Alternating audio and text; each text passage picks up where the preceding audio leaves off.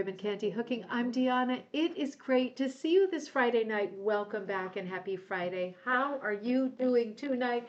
Look who I'm here with today. She arrived on the plane. Rebecca White Martin from Storyteller Wool Yes. and Sauter Village and from McGowan and Oxford Punch Yeah. and Sheepies and Sheepies. Yes, the sheepies. And Sheepies.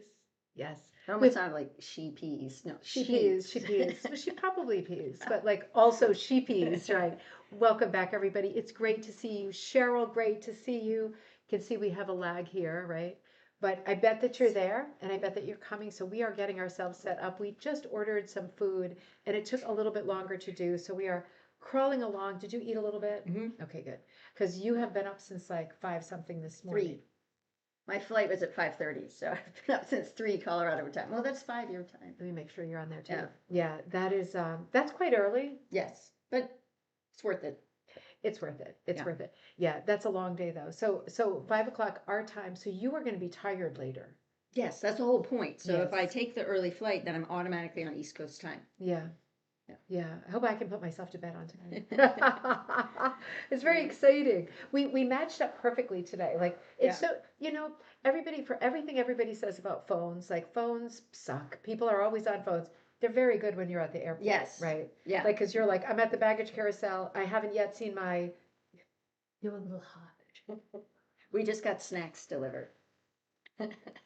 My mother brings like a bowl of in a paper bowl of rice snacks. These Very are really good. Very I like good. these.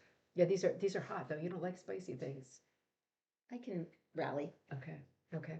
Yeah, it's very good because she's like, oh, I'm at the baggage carousel, but my bag's not here, and I'm parked at like a gas station, just kind of waiting and circling like a shark. And it's like, my bag's here, and I'm like, I'm coming. It all works out so Yeah. well these days, right? Remember the old days when you would go and you would park and wait forever, and you didn't know the flight was like 4 hours delayed, right? Like, oh, those were not the good old days. What do we have here? Pumpkin seeds. Pumpkin, But also not- pumpkin seeds. And the other was Chinese, but a little spicy. Yeah, a little bit Hot, spicy. A little bit Yeah. of hot. My mom is taking very good care of us. You can see we have a different background here. We're at my mom's house tonight. Maybe she makes a cameo appearance later. Cheryl, it is great to see you. Cheers, my dears, to Deanna and Rebecca. Here's Helen. Here she is. And there Yeah. she is. My 2 daughters. She loves it. She loves it when Rebecca's here.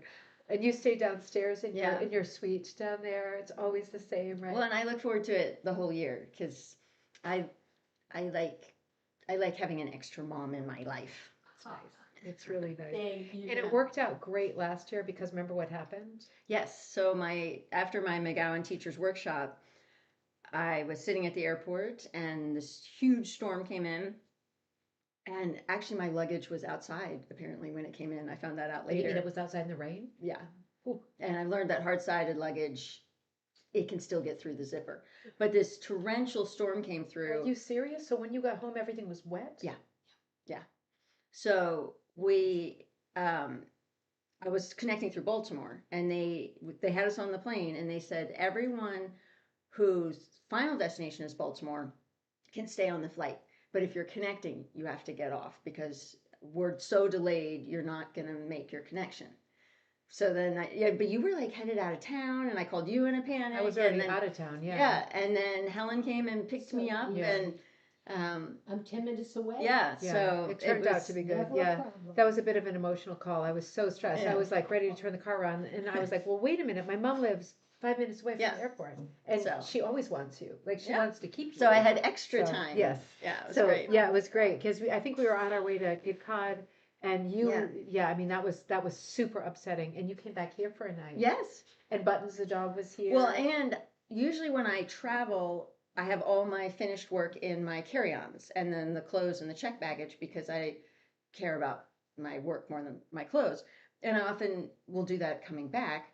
So all of a sudden I realize I have to spend another night and my bag is filled with rug hooking, but I did find like one old Oh, t-shirt, yes. something else and in there. she has everything. Yeah. She has But it was funny because I didn't think you did, you prepare on your way into something, but Yeah. you don't think that something could happen on the way home. No, because you're home free at that Yeah. point. In your mind, you're home free. But that would be a good segue into Oh, what, that's a this. great segue. Yeah, Because do it. I always like to bring a little hostess thing, but this, especially after last year, I wanted to do something really special for Helen. And so Deanna designed this for Tigger. Tigger for International Punch Needle Rug Cooking That's Day right. as the free pattern. Yeah. And the pineapple is Welcome, yeah. a symbol of hospitality. And as soon as I saw the pattern, I fell in love with it. And I knew, I was like, I'm making it, and I know exactly who I'm making it for. So And it has little elements of Waldeboro. Yeah, right? so- You did punch Waldeboro. yeah, so it's sculpted here, and yeah, this is all sculpted. And then I punched a separate, so this is all done with the fine needles. And then I punched a separate layer with the regular needles and thicker yarn. And so it's 3-dimensional. So this piece sits on top of this. Okay, wait a minute. What do you mean by sits on top of? This is a separate piece, Yes. and then you apply it to this backing. Yeah, so I punched, basically like when you go and you get something framed, this would be your mat. And I wanted to do a punched mat. So it sits on top of it.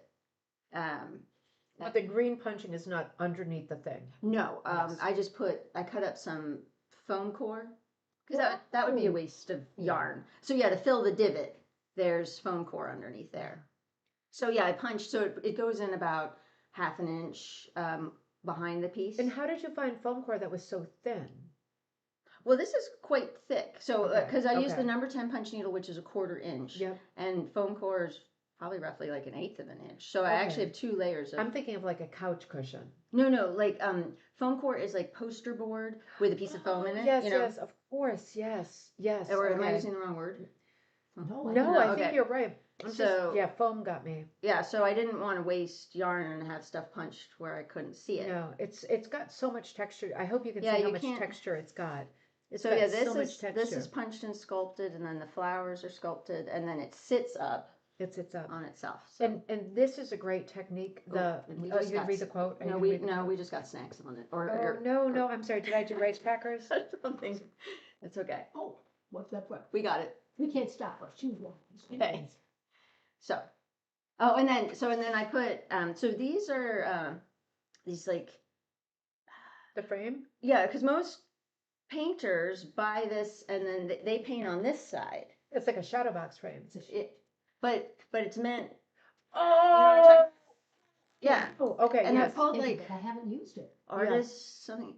So There's a term for it. So show the back again. So it's Does that come out? no. Oh, it's So all the so time. this is where most people paint, and there's a name for it, and I have it written down. It's not shadow box.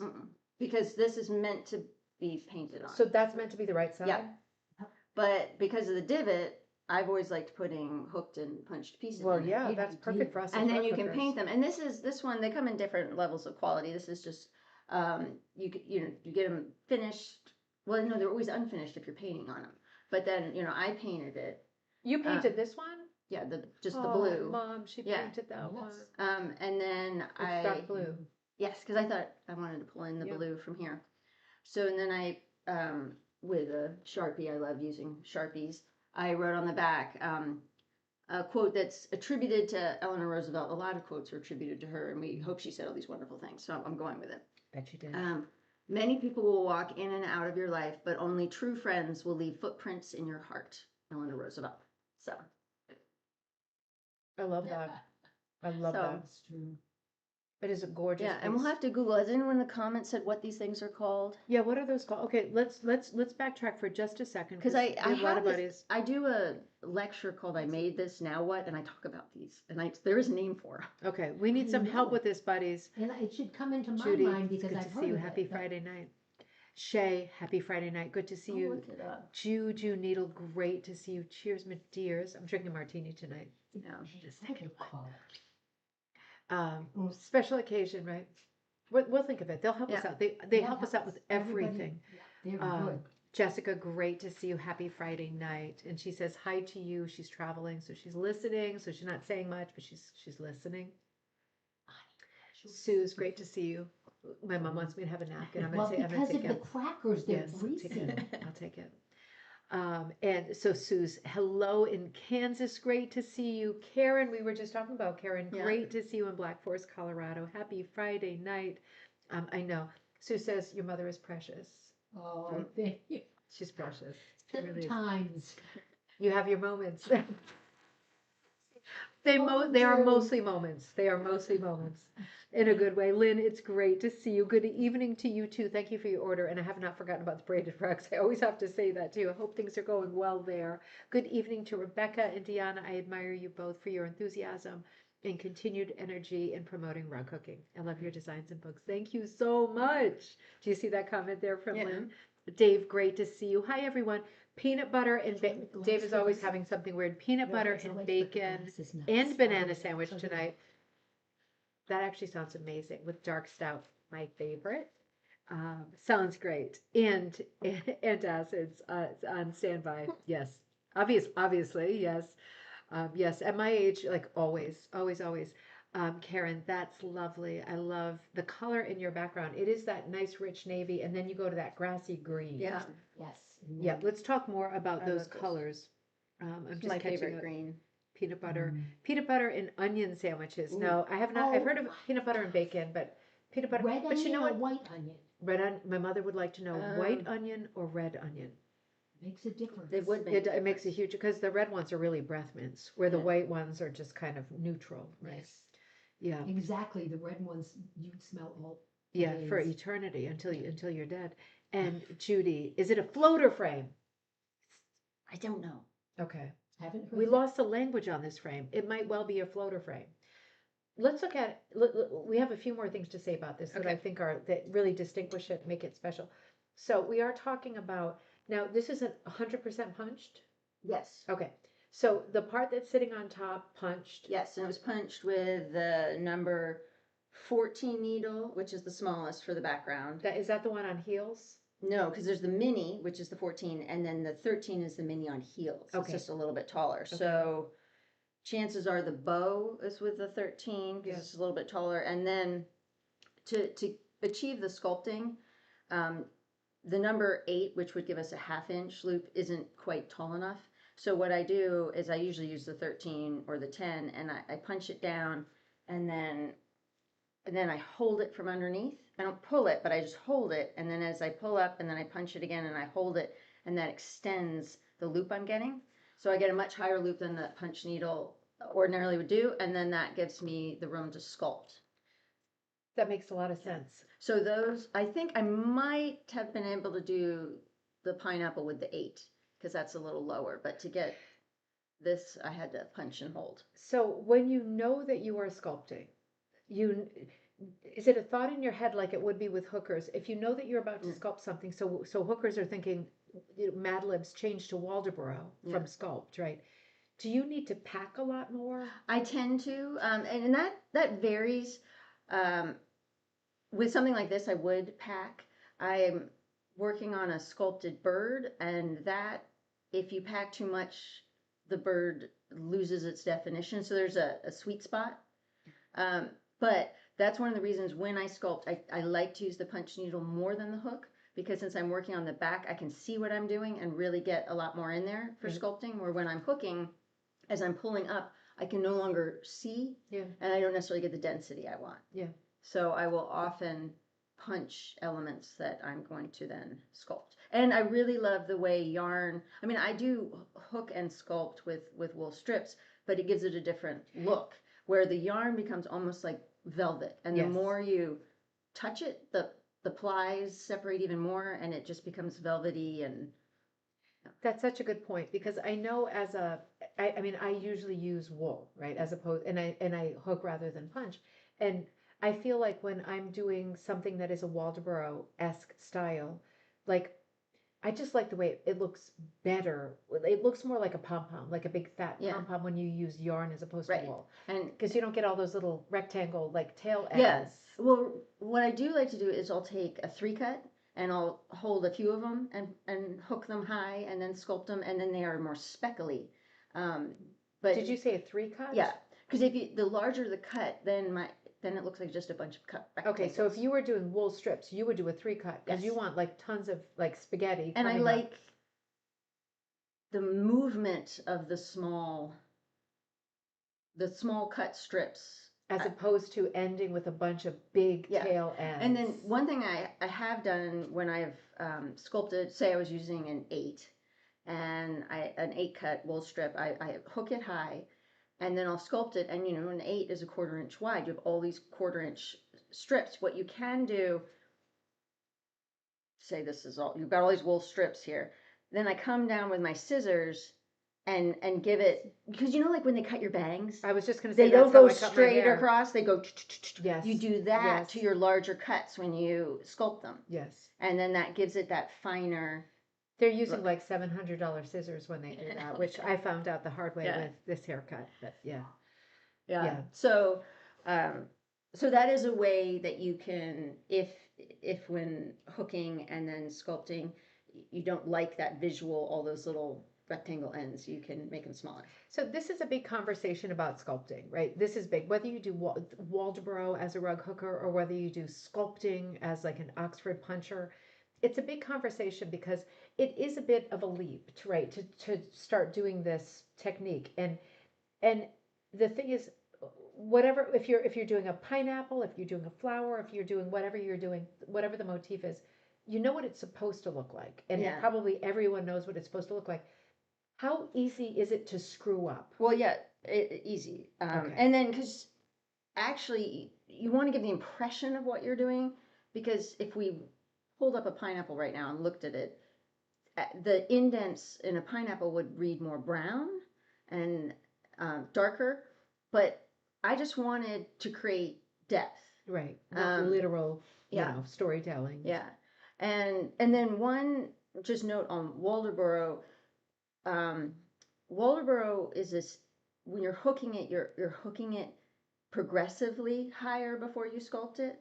Also Pro-Magan certified. Yeah. So it's not just hooking high and sculpting. That's sculpting.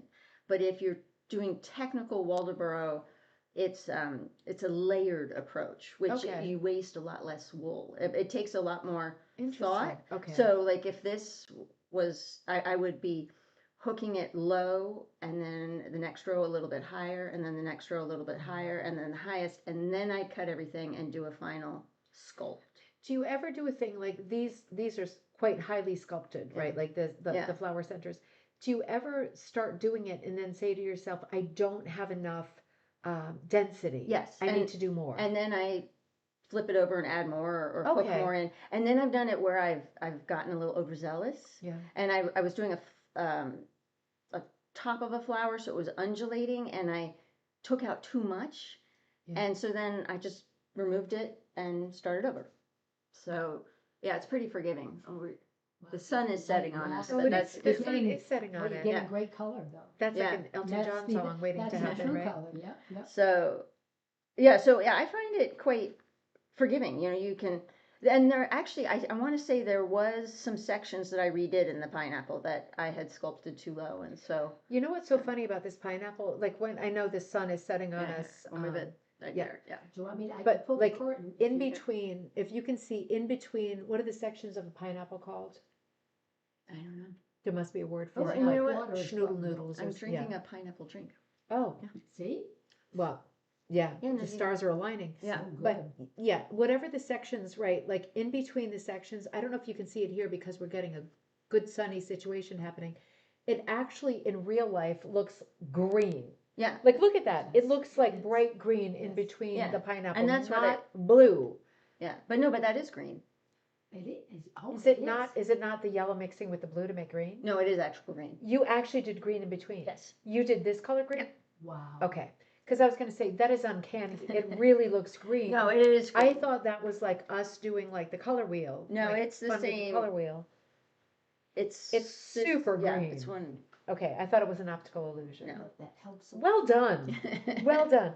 So you punched that insanely low. Yeah, so that was probably punched with a 14 or perhaps the 13, and the rest was the 8. And then the trick is sculpting it down to either side, because you're not just, you're creating mounds. And then I wanted to take a little chunk out of the middle of each one. Yes, for the divot. So then I dimple. Really sharp scissors, and I just sort of went in there, and that's where. Oh, you did that. Yeah. So I just took out a big chunk of each, and that that's where you can mess up and you might have to. Was that nerve-wracking doing the divots? Well, I mean, it's a stylized pineapple. I like to do things that aren't realistic because you have a lot of room for things being not realistic. Yeah, So yeah, yeah. No, that's so true. I mean, it came out so good. There's also so much color in the yellow. yeah, because it's a It's variegated. not solid. Yeah, it's a variegated yarn. Okay. Mhm. That is so good. One of the things I was very proud of with this pattern was the way that the lines met up. Yes, You know And what I mean? loved that where they came up Yeah. and they swooped into each leaf. I found Yeah. that very satisfying. Yeah, me too. That was like Yeah. one of those like ain't nature cool kind of moments when I realized that that's the way it worked on pineapples, that the lines all met up. Yeah. Can Right. I ask a question? Ask a When question. you drew that pattern, or did Rebecca do this too? There's a diamond in the top of the pineapple too, Yeah. which is then the diamonds in the pineapple itself, but in the green top, there's one diamond. Yep. And I thought that is There's actually great, two. because I wouldn't know. I would think just bring those leaves down.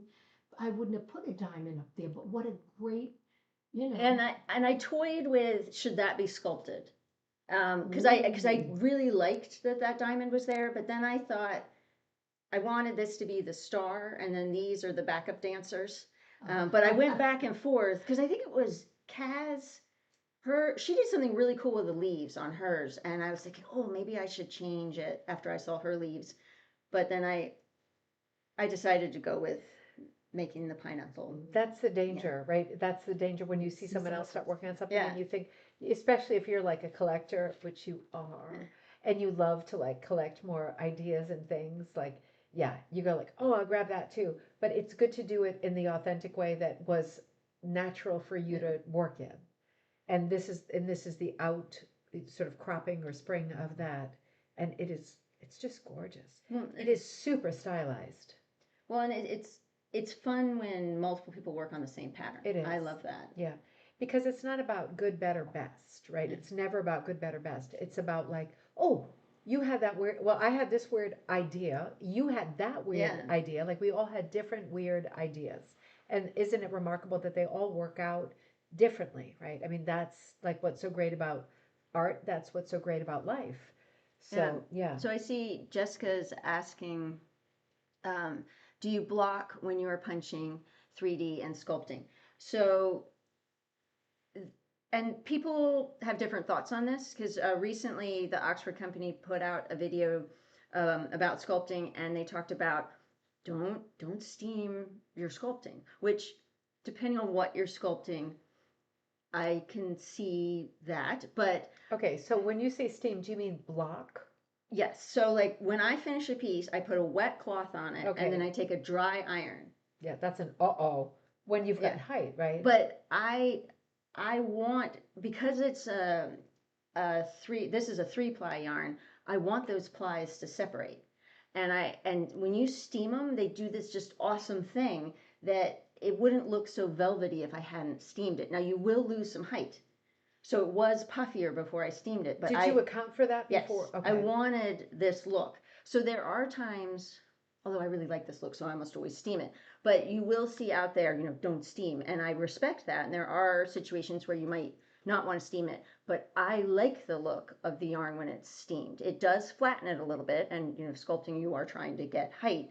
But what it does to the yarn, it's causing the plies to open up and then slightly felt at the same time.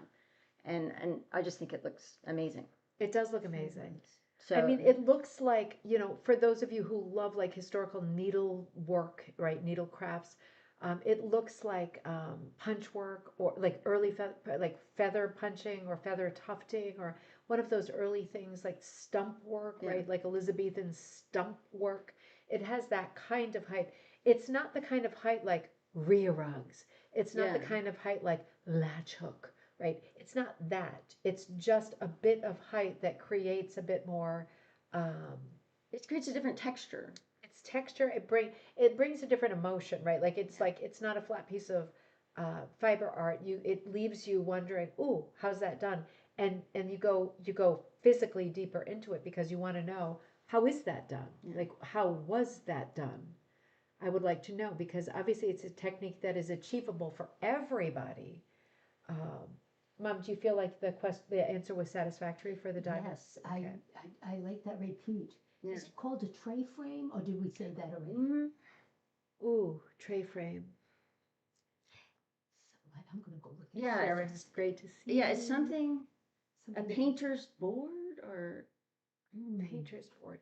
It's a board that is, this is the correct side, Yeah. but on the back side, It's like it a dips frame with a backward. board well, set in. like, This like is perfectly flush, the you have- correct side. canvas stretched over stretcher bars, you have the indent on the back. Yes, And so and this that's the is same one. basically a wooden canvas Yes, with an indent on the back, but I like using the indent.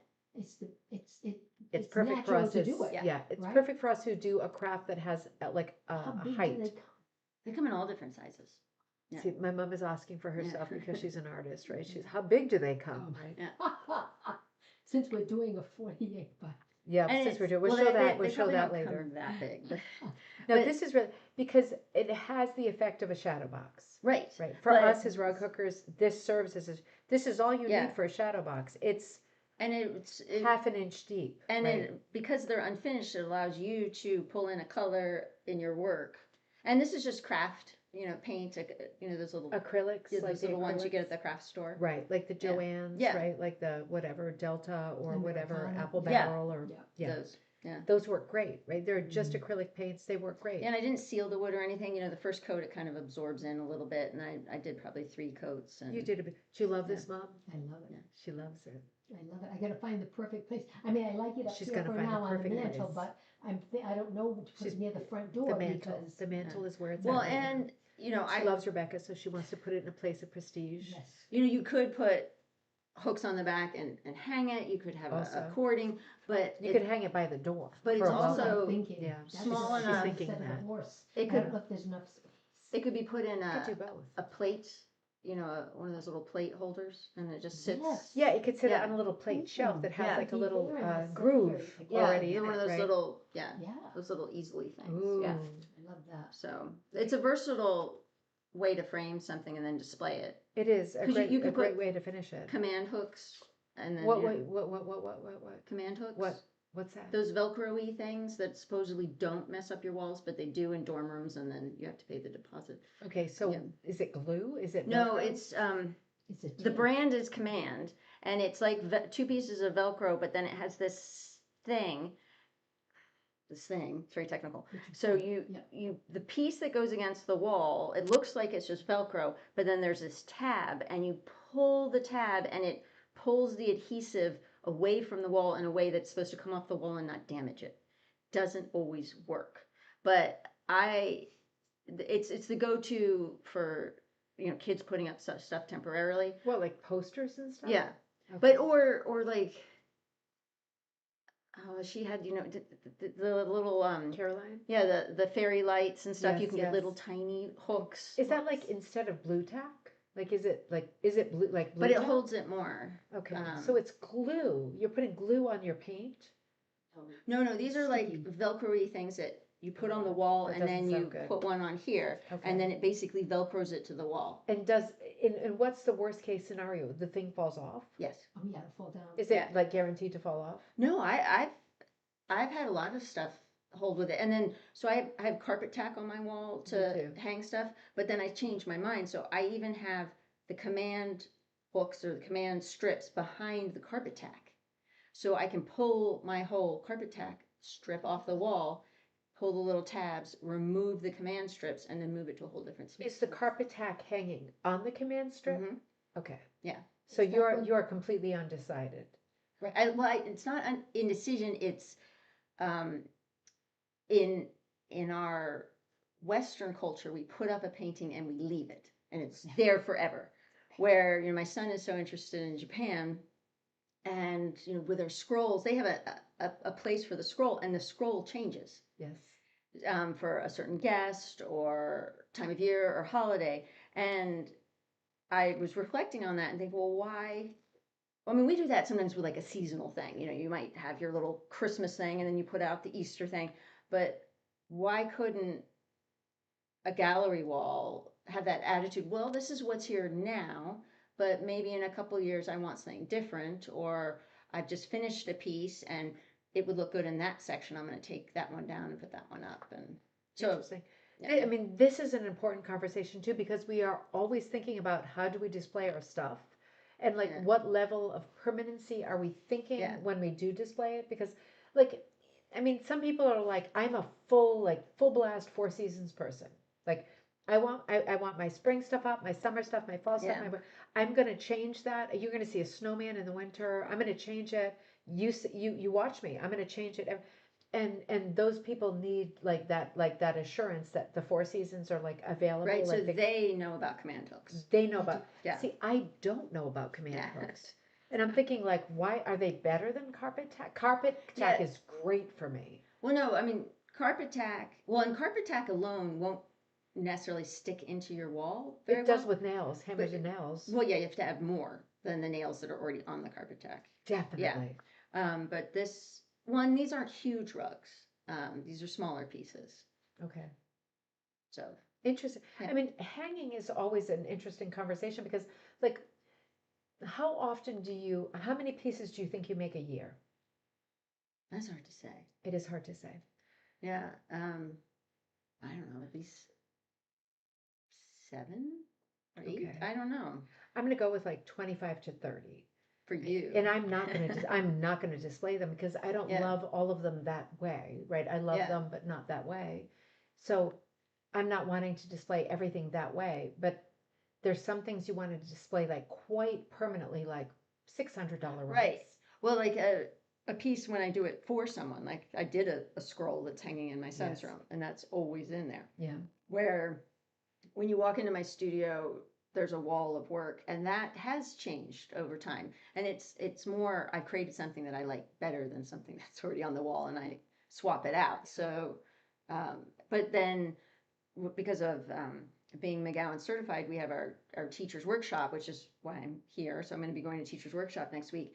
And we're all getting together to further our skill set. So each year you're working on up to 4 projects because we have different classes. And so, not all of those are going to make it to a wall necessarily. So when you say 4 projects, do you mean like is it typical within the McGowan workshop for those of you who are thinking about like doing a McGowan certification?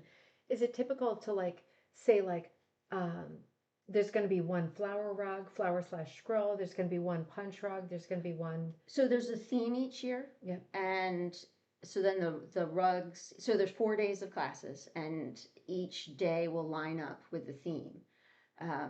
And so, depending on what your own personal interests are, you might be taking a class in something that isn't going to be something that you're going to put on your own wall. But Of course, right. as a teacher, these pieces become samples and teaching tools. I did a really neat one. It was a wonderful class. It was a landscape with a beach, and not, even though I have some nautical work in my house, in Colorado, we don't put beach scenes necessarily up. But the whole point of that class was hooking with alternative fibers. I mean, we were using ribbon, that like fur yarn, all kinds of stuff. And that rug has traveled a ton with me because it's such a good teaching tool. Yeah. So I made that. It's never going to be. Is that the compass rose? No. Okay. It's. I thought I might have brought it last year. It had all kinds of different fibers and a beach, and I feel like I know we've can talked about it almost before. see it. So, but that one won't ever go up in my house, but it's in my. It's like a sampler of teaching Yeah. techniques. Exactly. Yeah. So even, when we're learning, whatever classes we're taking, that piece might become something that, is just in our teaching arsenal, or there's been 2 years where William Morris pieces, William Morris designs, and I love William Morris, and so does my mother, and I haven't yet finished them, but, those have homes, And you're such an Anglophile. yeah, so it just depends. Oh, and then when I brought it, let me bring one of the ones. I'm gonna go upstairs and watch. You're gonna watch upstairs? Yes, I you think got ice water? I've got ice water. She's saying no more martini from you. I mean, because it's the second one and Yes, whatever. Yes, but you got love water. you. I love you, Yes, darling. she gave me some very nice drinks. I never drank on cocktail night. Come Okay, I'm on. gonna get- All right. So last year, my good friend Anita was teaching, and I wanted to take her class, and so this was the pattern. So I brought it back because we have a rug show every year. So Yeah, so let me this look. is it's probably was it's like mainly 6 cut, and the class was I went a little rogue. We were supposed to be exploring primitive color palettes and mid-range values where, it would be much more You can come in closer. muddy. And I didn't want to do muddy. So I listened and I got a lot out of the class, but I loved this pattern and I knew exactly where I wanted it in my house. So I wanted to do it in colors that suited me. So I love these colors. yeah, it makes me It's so like happy. candy red Yeah. pink, right? Like peppermint red Yeah. pink. And then you've got that like cool sages and like cool blues on top, which are super well balanced. Your muddy greens. You've got a good mix of cools and warms. I mean, that's like a brilliant color palette.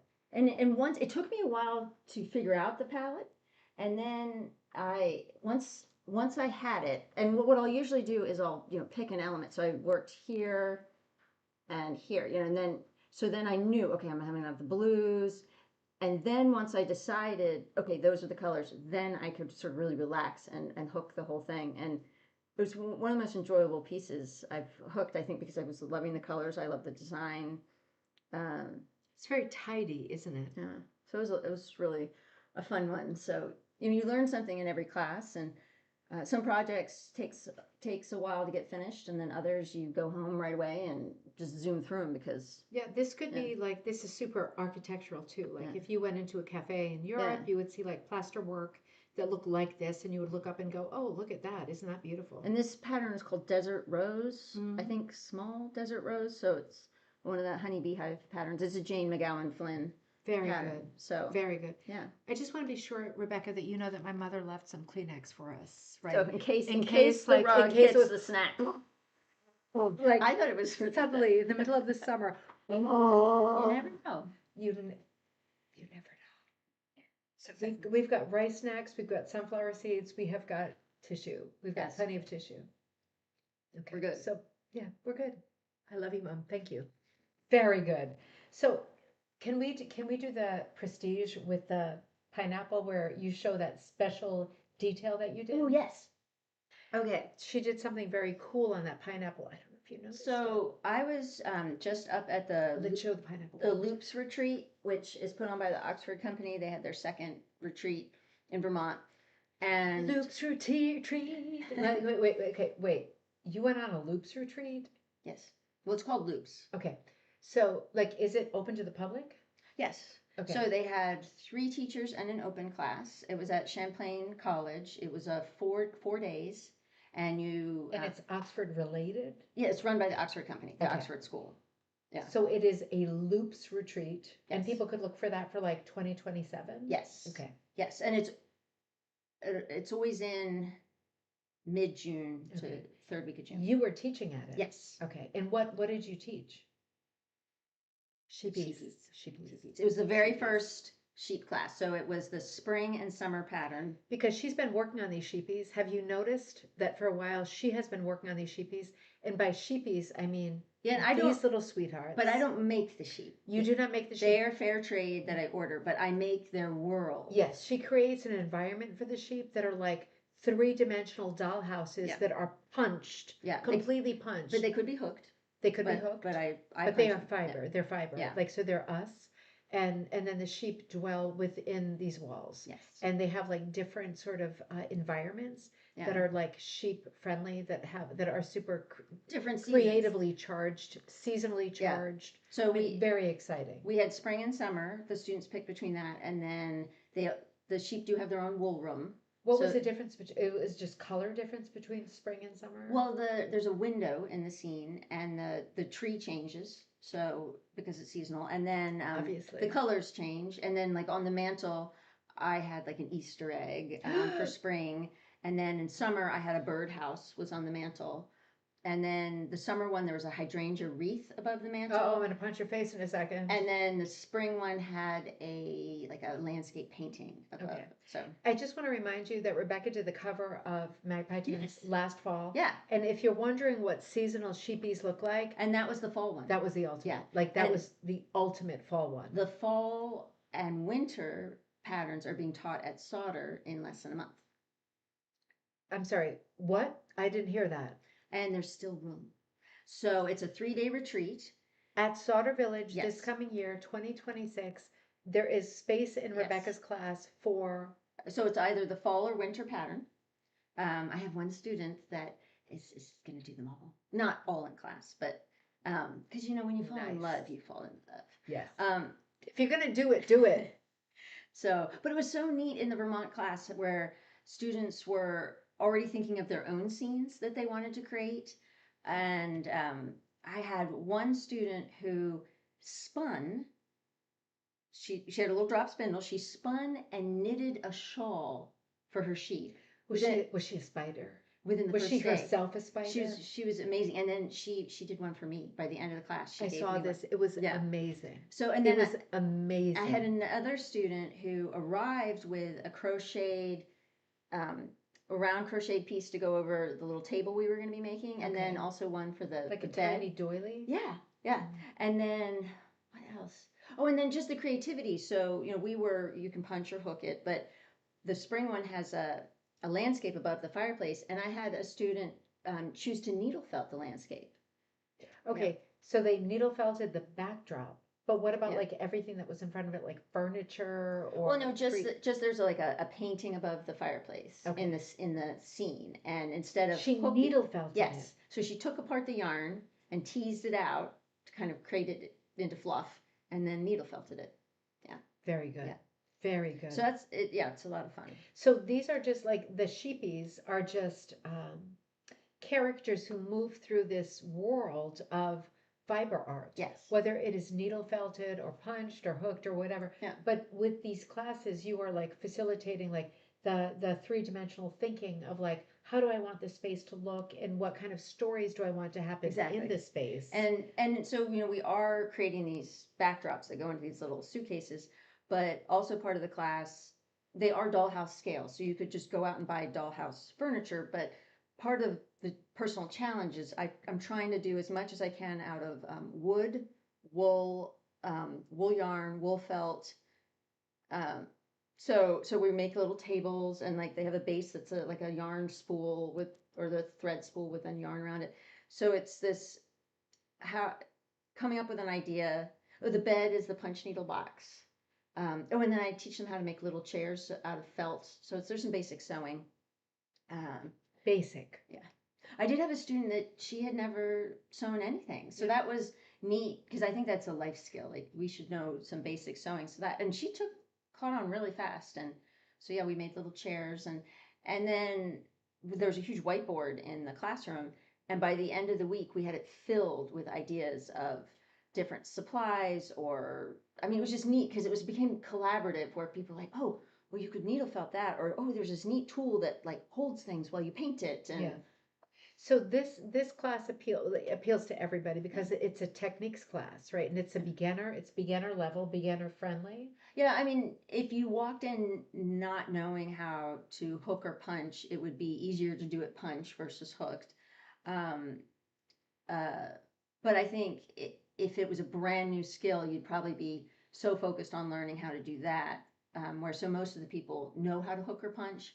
And so then it's this jumping off point of creativity and whimsy and just what can we So make people are yarn? brainstorming like I want to do Yeah. I want to do a bed head, I want to do a side table, I want to do a Yeah. stereo, I want to do. And then they came up with ideas that I had never thought of. So each of these scenes, there's a window, and then there's just the sort of stylized curtains where they come down and they have the curtain. What are those? The tie backs. Yeah. Well, my tie backs were punched. Look at these tie backs. Yes, with just Holy mackerel. a lower punch needle. Well, one of my students, he's so creative. He was like, well, wait, why don't I? He took the yarn and he kind of sewed it. Okay, And you had a looped it. fan in your class. Yes. Okay, so that in itself is exceptional. Yeah. I'm just gonna say it, it's exceptional. And, Very good. And then I just heard from him, and he has one of those cricket machines. Yes. Somehow he made some kind of bed with it. Yes. Yeah. So the creativity is amazing. It's amazing. I Yeah. still don't really understand the difference. Like Jocelyn has a 3-dimensional like plastic, like 3D right, printer. right? Yeah. Like I still don't really understand how that's different than whatever. But Yeah. yeah. There's so much happening at once. And then we had little breakout sessions where, because you don't want to be sitting all day long, and it's not good for our hands or our shoulders. So each day they had a different activity. So the first day I had wooden beads, and then thin like needlepoint yarn or tapestry yarn, and with a needle we were wrapping it to create little tiny wool balls. Ooh, And so then you had a little bead and you were making like little balls of wool? Yeah, like Okay. yarn balls. Yes. And then we did where you take an egg carton, flip it Yeah. upside down, and you put saran wrap over one of the lumps, cover it with school glue, and then with twine, you wind it around, put more school glue on and a little more saran wrap, and then we got these wonderful little baskets. Oh my God. So there was different activities each day to make things, and Yes. and then again they take it to the next level. Well, then immediately a student added little handles to the basket that I hadn't thought of. It keeps Yeah. evolving. Yeah, and there was a really neat collaborative energy. It was honestly one of the neatest classes I've ever taught. I think because first of all, in the fiber arts, we're creative, we're quirky, we found our people. Yes. But then the fiber artists that sign up to spend 3 to 4 days creating a world for sheep, they're their own wonderful That's a breed different, yeah. of whimsy, That's a sub. and it was just awesome. I mean, it was like you found all your long lost cousins. I mean, it was just a lot of fun, and I think we need that in our lives. I think every year that I get older, I'm drawn. I mean, I still love beautiful things and sophisticated things, but there's something in my soul that needs to embrace whimsy, and you just can't. There's whimsy and humor in the sheepies. And then it creates a puzzle. Like when I sit down and I want to create a little clipboard. Well, I could go on Amazon because I was doing the rug show. I think we talked about that last time, the little rug show. Well, I could have gone on Amazon and just ordered a dollhouse size clipboard, but I figured out a way to make it just with supplies I had in the house, a leftover like foil lid of an old jewelry box, like gift box, and and there's just a lot of satisfaction when you figure out how to make. There is. It's its own hobby, right? Yeah. Figuring out how to make like accessories for a small scale, like for sheepies, to create the world for sheepies. Yeah. It becomes its own hobby because you become more attuned to what might work. Like right? this afternoon. Yes. You see this in a shop, and I'm like, oh. Yes. Well, that's the right scale. Yeah. This afternoon, Rebecca came, and I said to Rebecca, "Should we go to my new house, right? Because I moved in autumn. Should we go over there and like check it out?" And she'd already been to the town because I already took her to see like Collinsville, and it's so cute. It's crazy, right? So we went over there, and I called the family, and I said, "Okay, I'm coming back over. Let's go for an ice cream, right?" So we went for an ice cream, and I said to Rebecca, "Let's go to the Blumenladen, which is the flower store, which closed like 15 minutes early. Not fair." And we weren't able to go to the Blumenladen because you wanted to see the ribbons that were there. They have like a huge ribbon department. For whatever reason, they closed early, whatever. And we went into the big mill that used to be the Axe Factory, and we were wandering around where there's lots of artist spaces, and there's like a vintage store. She found this like staircase to nowhere. Yeah. Right, like Stairway to Heaven times. And I was just saying how it's fun to make everything, but yeah, there it is. It's already here. And better to not make it if you already find it in a vintage store, and right? At another vintage thing in Colorado, I had found it was an old drawer and set up on end with then a shelf put in it. So it was this drawer shelf thing. And I immediately, the scale was right. I'm like, it's a 2-story sheep dwelling of some sort. And it's just sat in the studio with sheep in it. But now they can get to the second story. Okay, so, and this is like very sheep friendly because you can see by the scale of it, this is going to work. Yeah. Right, Yeah. like this is absolutely, I mean, what a find, right? I know.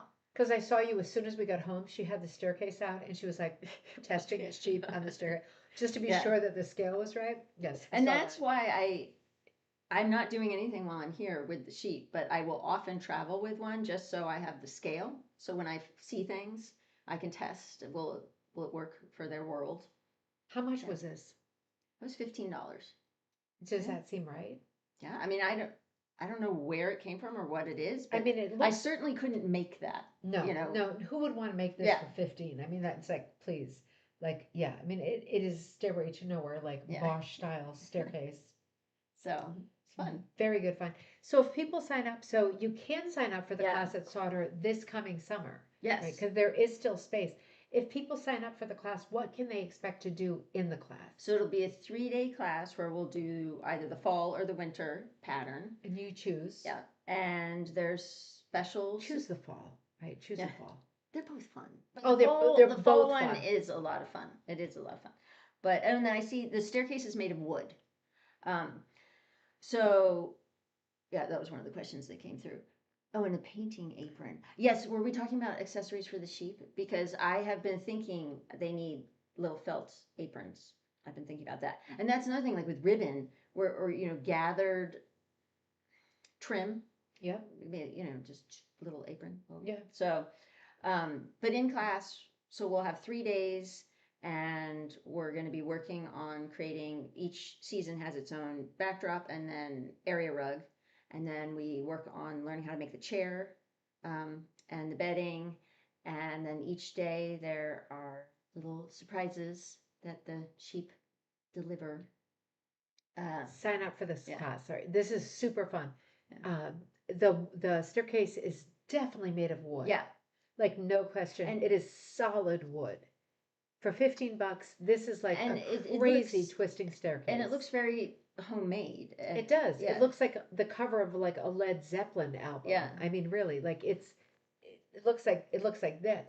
It is. This is one of those things where I'll get it home, and my really cautious 19 and 21-year-old will go, lead paint. I'm like, I'm not going to be licking it. Well, we're cool. No, you're not going to eat it. Yeah, but, and do they say that? they're so obsessed with lead paint. I don't Really? know. Yeah. Gosh. Yeah, I guess they have access to everything on the internet, so They're very they smart. They're know both very smart. about apparently these Christmas dishes we've been using for years. Uh-oh. Yeah, my Spode What's Christmas dishes. Okay, I was gonna say, is it the Tom and Jerry punch bowl? But it's Spode. Yeah, it's the Spode Christmas tree. Yeah, they have lead. Snappies. Oh, snappies. know. Yeah. How do you feel? Are you feeling okay? Yeah, I'm feeling fine. Yeah. But we do, like, on Thanksgiving, the day after Thanksgiving, we put away all of our dishes and put those, and we use those through till January. And so if it was something that was just 1 or 2 days a year, I'd say, but the fact that we eat off them daily for Okay. 6 weeks of the year. But the brain don't damage know. is limited. Yeah. It's limited to a certain amount of months. Well, and I think it is, highly acidic things, and if you were microwaving the plates or something, but yeah, you would activate the cancer with a brain damage or whatever. Yeah. Uh-oh. so I segue. don't like that story. Yeah, Yeah. segue. Okay, and painting apron, Karen says, and Kirsten says, okay, and Sharon says, I love, and Rita, good to see you, Rita. Is Rita on here? Rita's on So there. Rita's the one who's doing all 5 actually, because of the wool room. Oh, really? Yes. Yes. Nice. We're gonna have so much fun. Yeah. Nice job. Yeah, so one of my students is on here. Sharon says stairs are probably from a cake, like a wedding cake. I don't know. I think they were ripped out of a dollhouse. I really do. They're super wood. Like they're super. I feel like they were ripped out of a dollhouse. I really do. I mean, what's your? Well, and there's They were ripped out. There's holes. Yeah, there's holes. They were ripped out of something. They're kind of. So when you saw that, did you immediately think like, oh, sheepy times? Oh yeah. Yeah. Yeah, I knew it the second I saw it because you begin to have an eye for the scale. For the scale, Yeah. yeah. So let's come back to this beauty. Right. Because Yes. so that was easy to get That was a distracted. big segue. All right. Big So because segue. we were talking about loops, and at loops, the Oxford event, we would have evening activities, and one evening they did a demonstration for a twisted cord. Okay, look at this border. See where my Yeah. finger is going. See around this border. It looks See kinda- this pinky border. It looks like a braid. but it isn't a braid. So this is what's called a twisted cord. And I have been doing these for years without not really knowing what they were called. Basic, because I spin, and so you're adding twist and then you're letting it ply back on itself. So we're going to do a demonstration. Okay. So she's talking about that border, right? Yeah. Remember how like the background is recessed, like that grassy green part is recessed, and then she's got the welcome pineapple It's on this. top, and this sits on top. And on top it sits on this braid, and you're thinking, Yeah. oh, is that whip stitched? Like, how Yeah. is that And this finished? is way faster because usually I would whip this and then I would have set it down and sewn it down. Way But faster. instead, I created this cord and then lightly sewed it down. You stitch it down like regular sewing Yeah. to stitch it down, but you had to make the cord first. Yeah. How did she make that cord, right? That finishes the edge of the whole piece. How did she make it? Now there are these nifty little tools that people use to make the fringe on Oriental rugs. And Yes. yeah, so there are these little crank tools you can buy, but you can use your hands. So you get a partner. Yes. And so we're each just going to turn clockwise. So we're going to keep turning. So I'm going clockwise. Yeah. Are you going clockwise? I'm going clockwise. So And- we're creating twist. Yeah. And you'll begin to feel the twist. Can you feel it like in your There's fingers? a lot of Yeah. energy, right? The Yeah. yarn wants to unspin. So, and you can, and so what you do is you 3 times the length of what you're wanting to, the finished. What do you mean 3 times? So I measured this, the perimeter, and then I multiplied it by 3 to get Okay. my length. So it was quite long. Okay. And so what I did is This is 3 times. yeah, so that's Okay. so it was 3 times as long. And what I did is I tied a knot and shut it in a drawer because there was no one in the house to help twist me. with. To twist. So once it's really getting, you'll feel the tension, you'll feel the twist. So then you're gonna grab it in the middle, and if it's a very long piece, it gets. How do you know when you've twisted enough? you feel it? It can't go any further. Yeah, it really can't go any further. It's like twisted Yeah, to the and max. so then we're gonna take it in the center, and then I'm gonna grab the other side, and now I'm gonna let it go. Okay. And so let go of your end, and then Ooh. it twisted on itself, It twisted Yeah. on itself. and then and obviously this is very small, but you can see how much shorter it is than what we started with. Ah. So all that energy that makes the twist does a counter energy when it twists unto itself. Yeah, and so this one, it's a lot chunkier, so we could have even twisted it Whoa. tighter, and then we would have Whoa. gotten. And then you can use much thinner. You can use them all kinds of. Yeah, so you experiment because this is quite chunky. So let's actually. Okay, that is so you understand what we were doing was like a basic like if you were born 100 years ago, that was like a saltwater taffy twist, right? Yeah. A taffy twist. We were twisting it both We're gonna do it again. clockwise Yeah. to create all this energy, and by energy I mean that the yarn was filled with energy. It wanted to do its own thing, which was untwist. Yeah. But we So twist it. Let's get it where it's gonna start almost wanting to fold itself. Yeah. Oh, and I think that was a thinner yarn too, Okay. because I have this dyed over 2 different. What is this thick- like 3-ply? This is like This- 4-ply. This is a 4-ply. This is a Yeah. bulky weight, and the other one was. That's probably explains it too. So see Now, how yeah, see how you're it's already beginning. It's pooping itself. it's wanting to do that. So Yeah. now we know. We're done. Yeah. So I'm gonna and see then you get, but then you give it a little pull. Give it a pull so it Yeah. can find its place. It can find its relationship to There. the other side of the yarn, right? And then you just Because need it's to 2 tie the knot. twisties. So you can use this to edge things. These make fun little.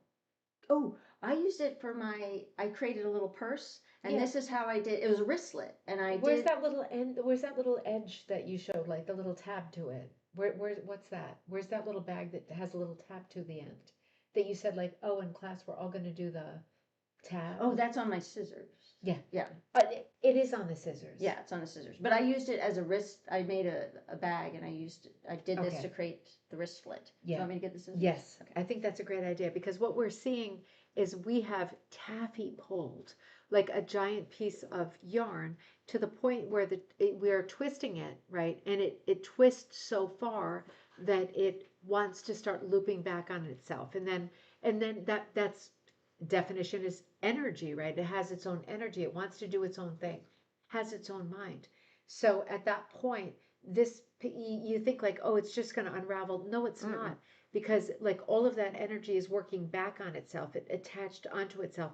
It is like super, super, super stable at this point. Like this fiber is super stable, and it's absolutely ready to be used as a border. And you can, when we were folding it, so this I was using very thin. I actually took tapestry yarn and removed a ply of it. It was very thin.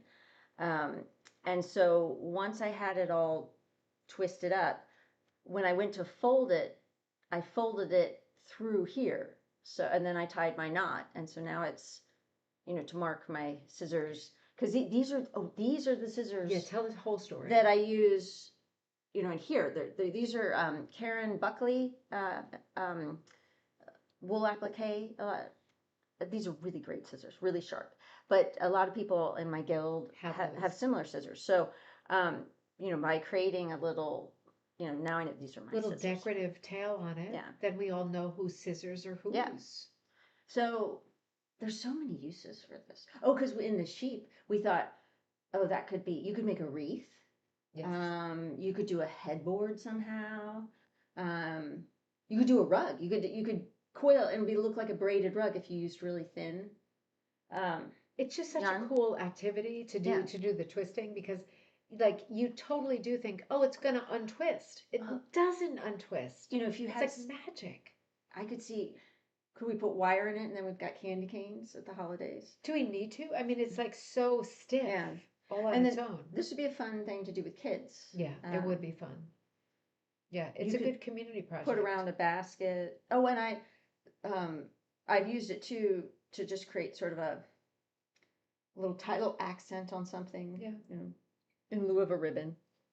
It's a cool technique, right? It's a technique that we don't always think about. Do you need a partner to do it? Like, how did you do it without a partner? So I tied one end with a big enough knot, and then I shut it in a drawer so that it couldn't come out. And then I just stood there and twisted, and then I walked close enough to grab the center. And then when I was working on a really long one, I did have to have another person, so I had to wait till someone was free in the house. And is that a really long one on the pineapple? Yes, Okay. that one. So yeah, I think I did need help because it was 3 times the length of that. Yeah. And your arm is only about 3 feet yeah. to be able to get into the center. Yeah. Yeah. So there's tons of uses. It's a really cool finish. So if you do that, then you do not need to whip stitch, because you already have that border. So and you're sewing it on. So Basic I just sewing. folded the monk's cloth or linen back and sewed it down after steaming it. And so then you could see the little bit of the raw edge of the foundation cloth. And so that was one thing, it was to make the twist big enough to cover any little bit of raw edge. And then with I don't think I have thread that color. I don't know what I used, but just tiny stitches and then sewed it on. So cool. Yeah. And then another technique. And I did toy around with, because the whole ×3 thing, you do get leftovers. So I do have leftovers. And I was thinking, it could, you could create like a hanger for something. Yeah. So. Or not. Right, because it's going to hang. Well, actually, this is very flush. Yeah. But you could glue on one of those like sawtooth things, right? You could like super glue that, because this weighs nothing. Yeah. And it would go right on the wall forever. Never come down, ever. Yeah, this is an amazing piece. People were asking, this is a separate piece. Yes, this is a separate piece. You've applied it onto it. And in a gap, in the hole where you've punched the rest of this sort of grassy green. Yes. Yeah. And then I just filled the divot. Yeah. With that foam board. Yeah. Right. That made me confused. But yeah, the foam board, fill that space. Yeah, this is a gorgeous piece. My mom is going to love this eternally. This is her 3rd daughter right here, right? Like I am like chopped whatever liver at this point, because Rebecca is here, which is nice. So nice. It's such a good piece. Yeah. What else are you bringing to McGowan? So I have a show and tell piece that I can't show. Okay. Because part of the excitement of workshop is there's a show and tell every day. Okay. And so it's fresh and new for everybody there. and it goes along with the theme. So And the theme this year is? it's the elements, so wind, water, fire, and okay. earth. Yeah. So it has to do with water. Okay, water. Yeah. Okay, So- cool. So when you do the McGowan certification, because you are certified, Yeah. like you're done, but you go to the one that's in the northeast as opposed to the one that's in the south?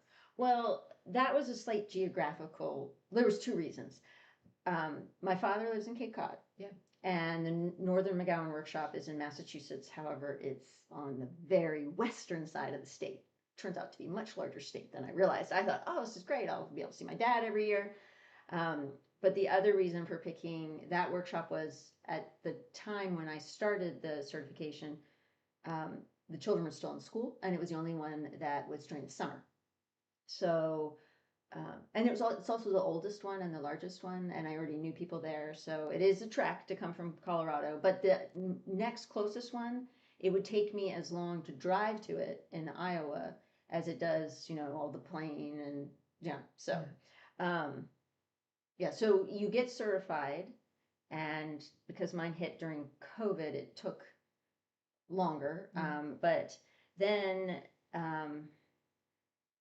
The whole way it works is it's sort of like a co-op. We come together to further our skills and teach each other, and so that's what we do during teachers workshop. Is so some people are teaching, some people are learning, and then each day we have a show and tell. So everyone has a part to play. So I've done 2 different show and tells. I think they have pity on me knowing I'm flying so far, and they that we're doing all the Tigger stuff and that life is busy.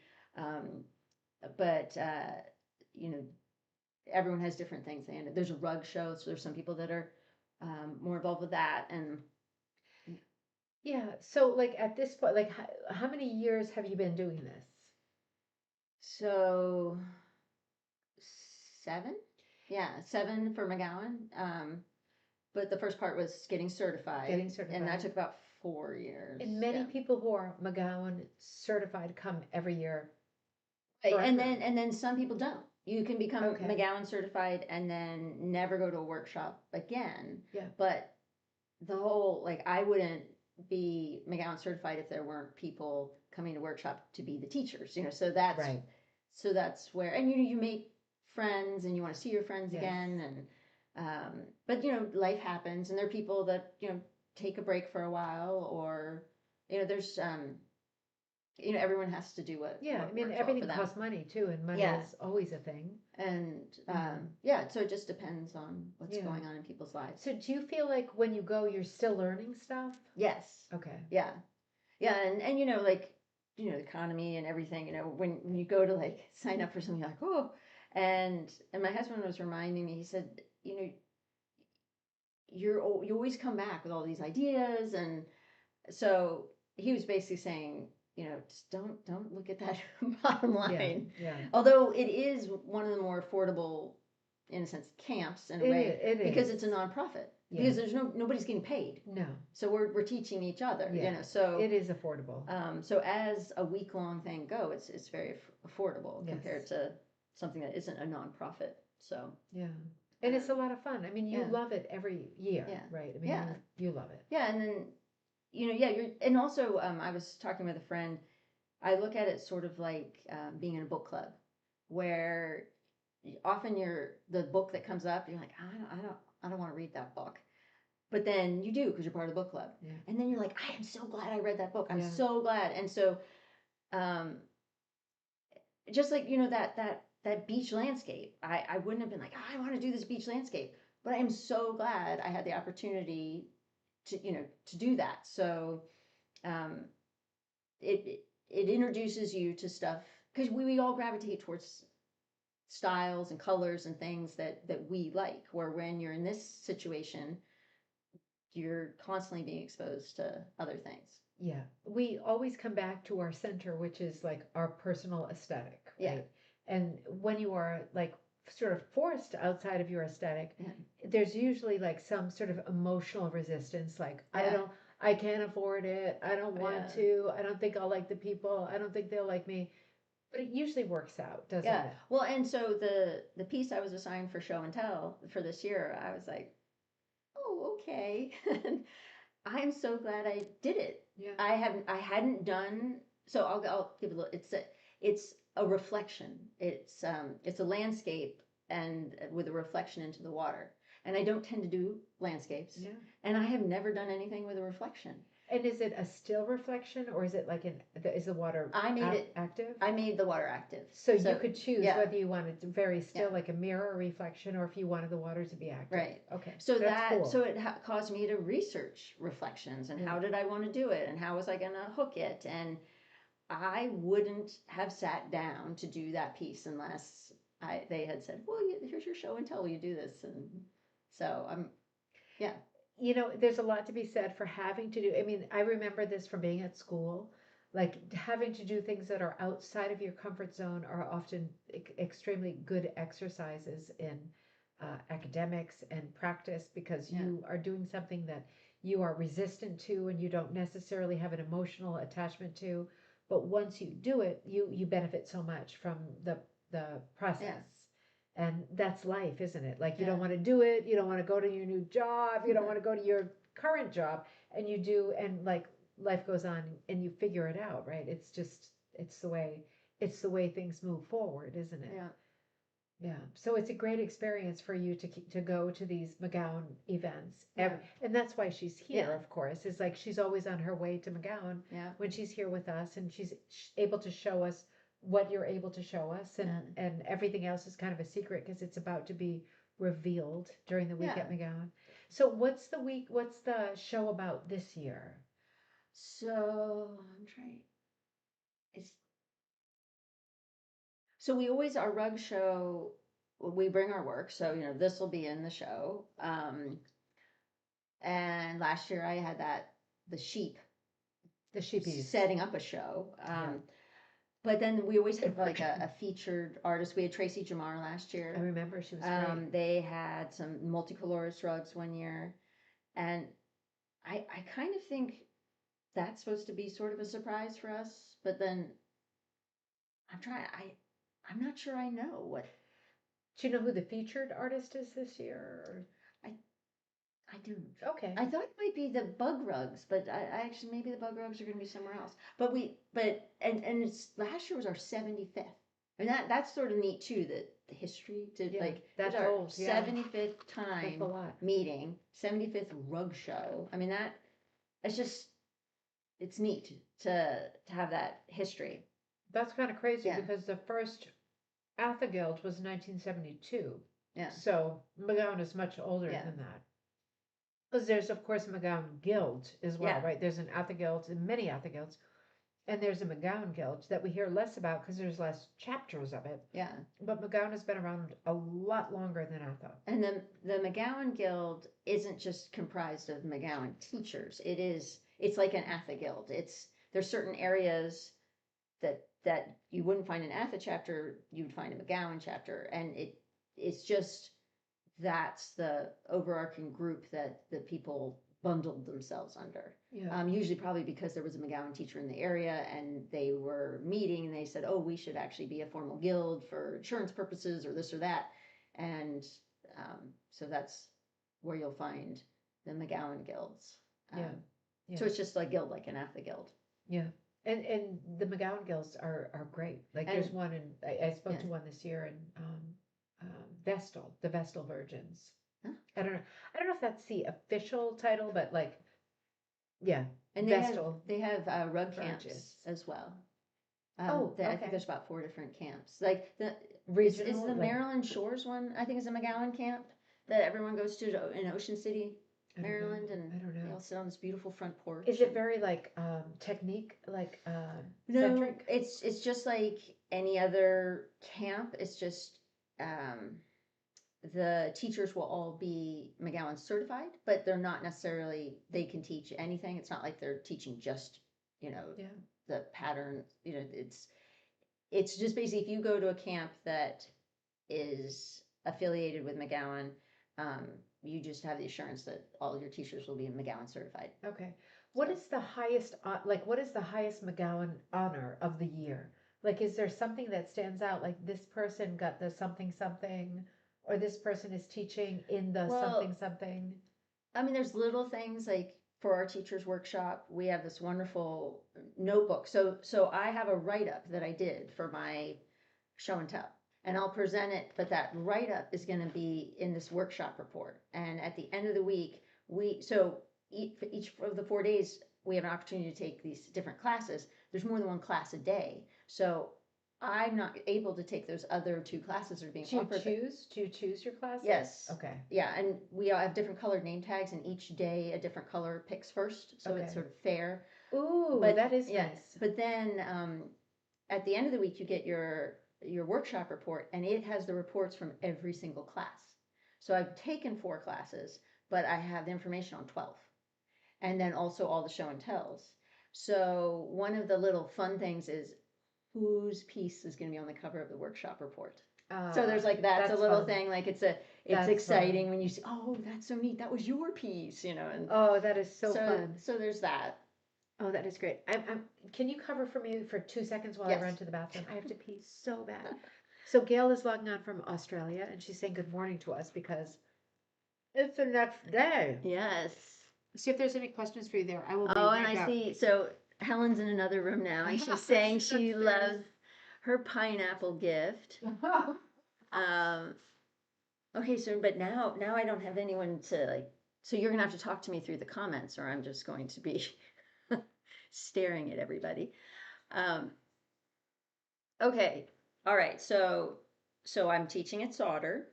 And then we also have the ATHA convention coming up, and that is in Salt Lake. And if you have not been to Salt Lake City, that is a really fun city. I mean, I'm biased because I live in the West, and we're neighbors, Salt Lake City and Denver.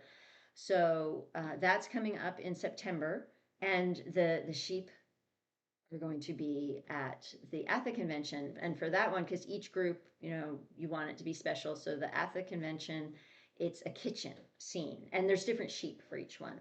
So in Salt Lake, it's the beehive state. And so there's this overarching bee honey theme. And so I designed a kitchen scene because all the scenes come in and out with Velcro. And so it's a kitchen scene, and there's little honey pots, and it's a sunflower rug. And so that's the other thing I have coming up. And then this is your pattern. I'm going to design a class around this concept of the mat, the cording, doing, it can be hooked or punched or hybrid of hooking and punching.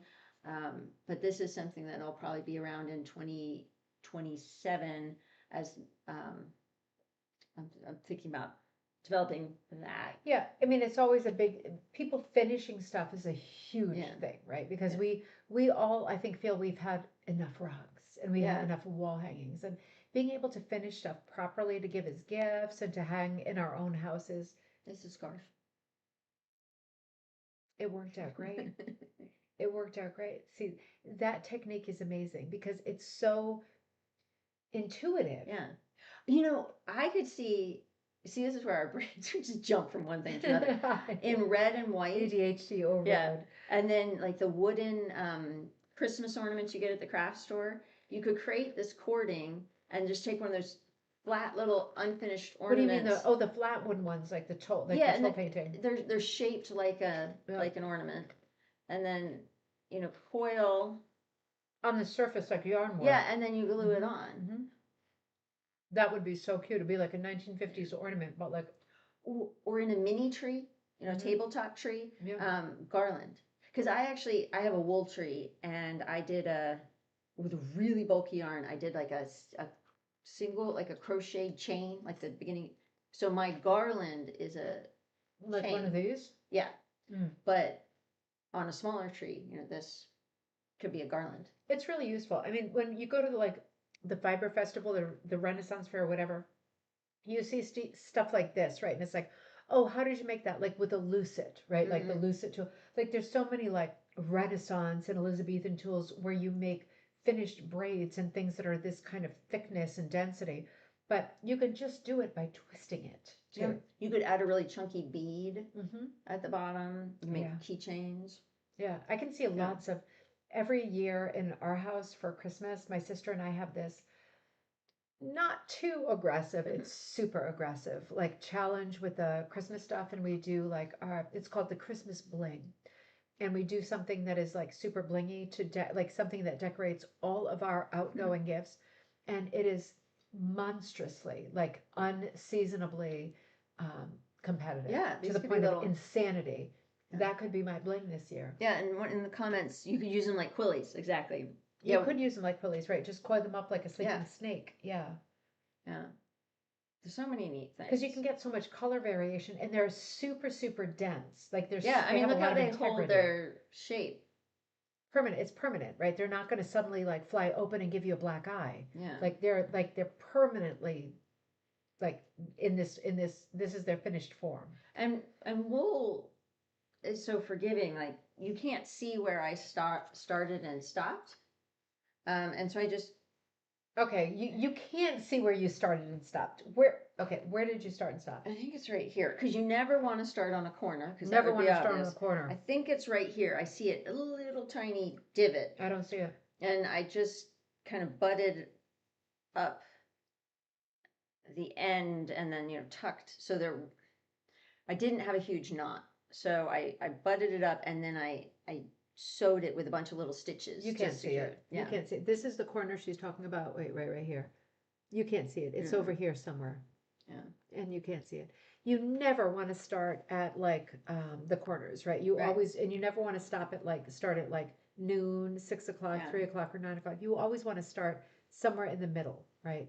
Where your eye is not logically expecting to find something. You want to start at those off places. It's just the way our minds work. Our minds work like we're reading a book or looking at a clock. That's Yeah. just the way it is in the Western world. You don't want to start at any of those Yeah. spots. The only time I'll start on like a point would be to create something thinner. Yeah. So to have a tail. But yeah, you would never, but our brains tell us start in the corner, but you don't want to do They that. do, but So- you don't want to do So that. I almost always with anything will start bottom and then in a couple, because our eyes also tend to always go up here first. So if you are going to have something, I would have a join be down here or here.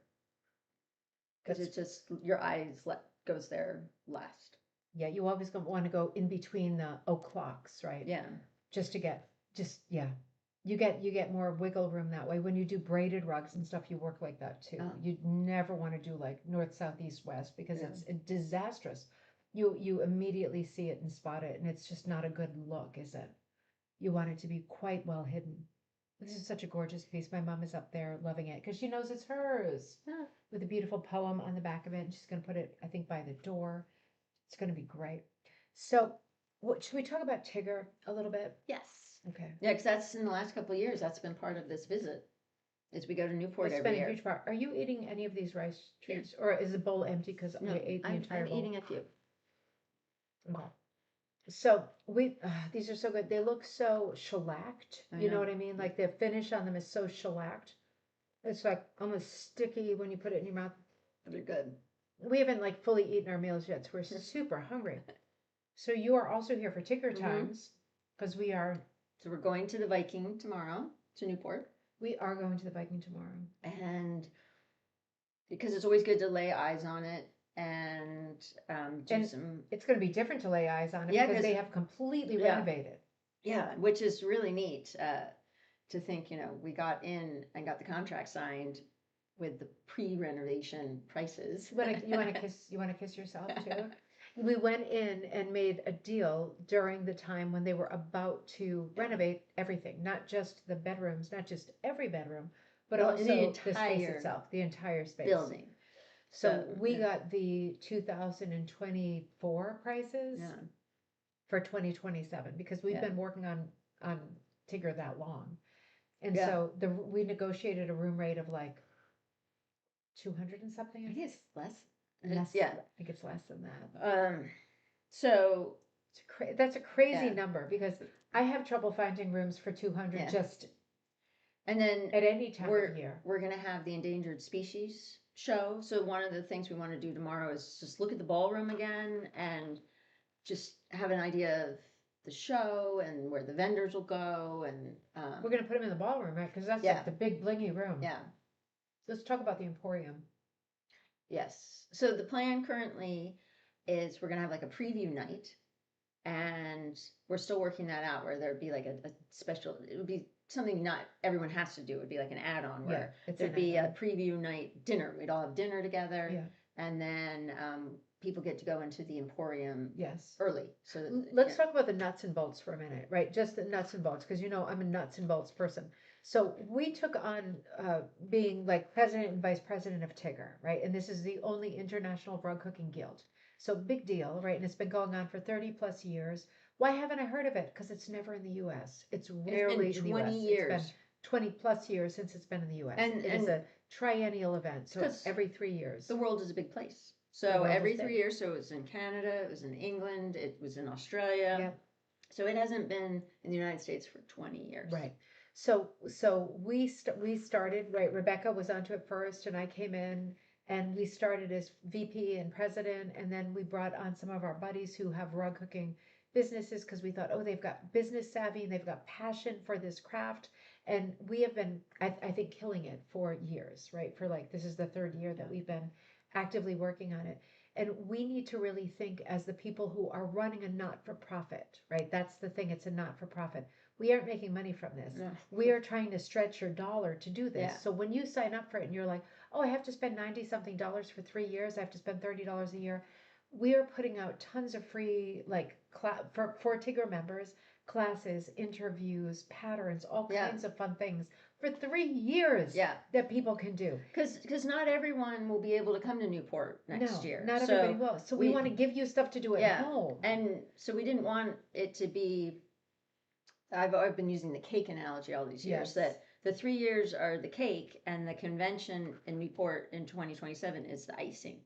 So, because I think in the past people would say, oh, well, I can't get to Australia, or I can't go, and so they wouldn't even join the organization. Well, just like we were talking about with McGowan, there's a collaborative element that even if you can't come to the final event, it doesn't mean that you can't get a ton out of being part of the organization. No, it's like if you are loving doing the craft and you are loving logging on for interviews and classes and hook-alongs and free patterns and things like that, challenges, then yeah, maybe you come to Newport, maybe you travel there and you have the money and you spend the money, right? Speaking as someone who just had 16 cents in my account like a couple of days ago, right? I don't always have the money.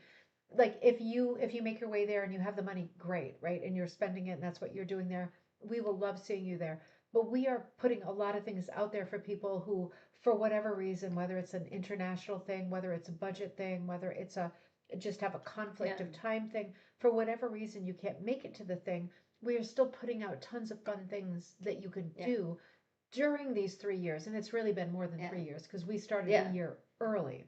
And we are a nonprofit, and so like the convention is going to be what the convention costs. It's not like there's no making No greasing money. anyone's palm with silver. Yeah, so it's just about paying what it costs, and then we'll hand off some funds to the next group, just like some funds were handed off to us. Yeah. And so Yeah, and Yeah. we'll do our best. We'll Yeah. do our best because, as you well know, what we caught the hot potato at a time when politics are crazy, the world sort of cultures are crazy, tariff situations Yeah. and the political climate in And then- general is crazy.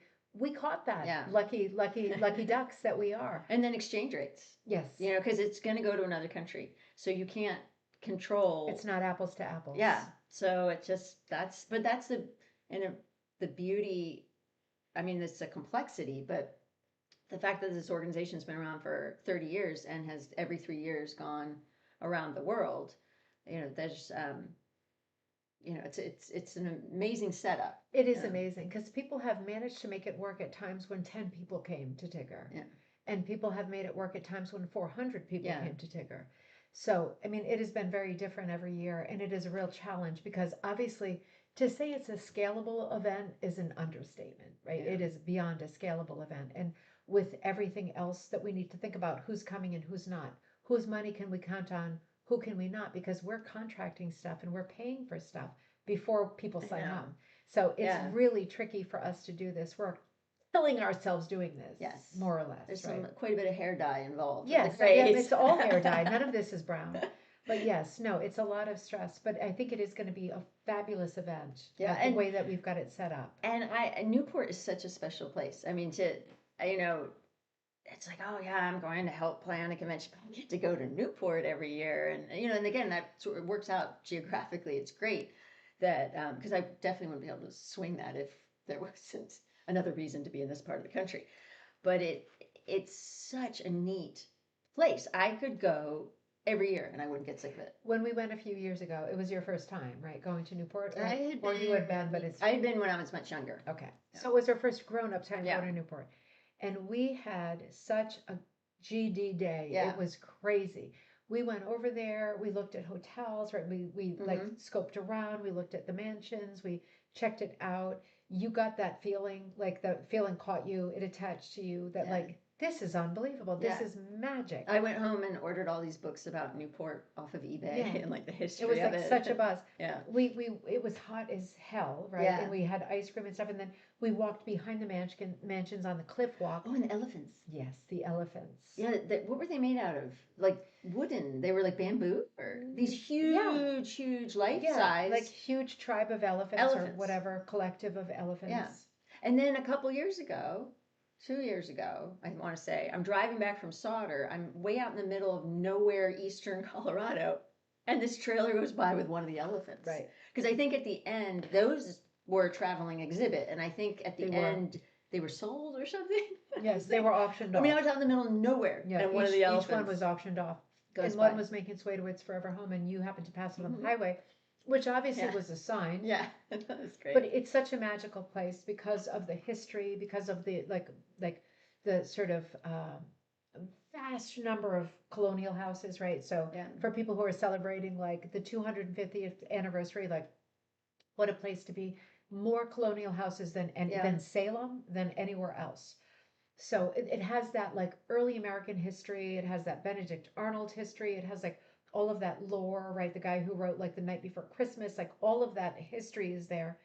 Plus the Gilded Age and all those Yeah. beautiful mansions to tour. And then you can go way outside of what sort of interests us. Well, I mean, I like boats, but you've got all the America's Cup stuff. Yes. There's this fabulous car museum. I love Yes. vintage cars. And the there's tennis tennis, museum. Yeah, the tennis Hall of Fame.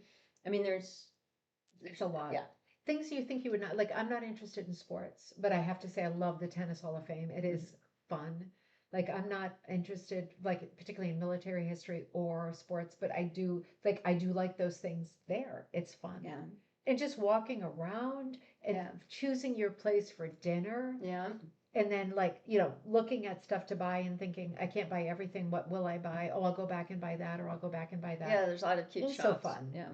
Yeah, it's super fun. I mean, even just the visitor center. Oh my Yeah. God, yeah. It gives you like, that whole brick marketplace. Yeah. It's like all pedestrian only brick. And there's all these like cute stores back there with like jewelry, tarot cards, like sushi restaurants, Yeah. like everything. And Yeah. the only in Rhode Island shop, which is like all, remember Oh, it was, yeah, I like that. only Rhode Island artists. I liked that one. We should go there tomorrow. Yeah. That was super fun. It's a really great town. There's a reason why Newport is known internationally. Yeah. It's because it is like an off the charts. It's got charm, it's got the vibe, it's got like whatever you're into, Yeah. you're gonna find it. So we're gonna go there tomorrow Yeah. and we're gonna photograph the Viking and all that stuff because we are super proud to have negotiated that deal with Yeah. them before they did all of the upgrades because we have got the Yeah. under $200 Because a it'll night be our deal. first time seeing it. Yeah, we haven't Since seen all it of finished the- yet. So, I hope it looks nice because I tend to like things before they were like done over. That's just like I like stuff before Well, people like when we recocked it. when we picked it out, I kind of liked that it was a little beat up around the edges. It was, because yeah. Newport is such an amazing place. I was like, well, we want to be good stewards. We want to not pick some place that's over the top. But so we got the rough around the edges, not over the top Yeah, price. but still. But super now we're old. going to get this pristine Yeah. building. So it's kind of neat. And I guess but- I hope it's not too like spa. Like look at my nails. Like I hope it's not too much like that. You know what I mean? I hope Right. it's like still has like a flavor of the past. I think it will be. I Yeah. hope so. Because it was so Yeah. cool. It had like such cool old wallpaper in it that had like Yeah. a jazz theme from like the jazz festivals. And it didn't feel like, even though there was that great salt spa in the Yeah. downstairs, like I'd go for a salt spa, but I'm not like a look at my nails person. Like it doesn't have that vibe. It's more of like an old timey vibe. Well, it has Then, that like- beautiful old chapel on their Oh my sort of campus. God. Yes. And yeah, That okay, so I'm chapel really is getting crazy. into the Yeah, get mix. in there because I've eaten more than half the bowl, and that's like way more calories than I can do in one day. No, they have this beautiful chapel from the early 19th century on the premises. It's right in the parking lot, and I think we're going to use that for like The events and like opening night. books and opening 'Cause night, the which is opening night Halloween. It's Halloween.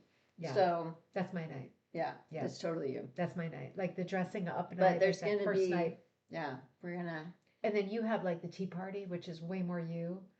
yeah, we just gotta still work on that one. We're still working on who Yeah. does what, but Yeah. we all have like we But all we're- have different events. We're coming for into different like days. the home stretch of figuring all that out. There's We are. there's the contracts early on, but then you there's only so much you can plan, so then you get to this to now. Yeah. And now, yeah, we're diving into We're really at that A lot of finish line stuff. now. There's only, yeah, as Rebecca says, there's only so much you can do in advance. And, time wise, there's only so many things you can lock in advance. And now we're at the part where we are locking in teachers, we are locking in vendors, Mhm. like speak now or forever hold your peace kind of moment.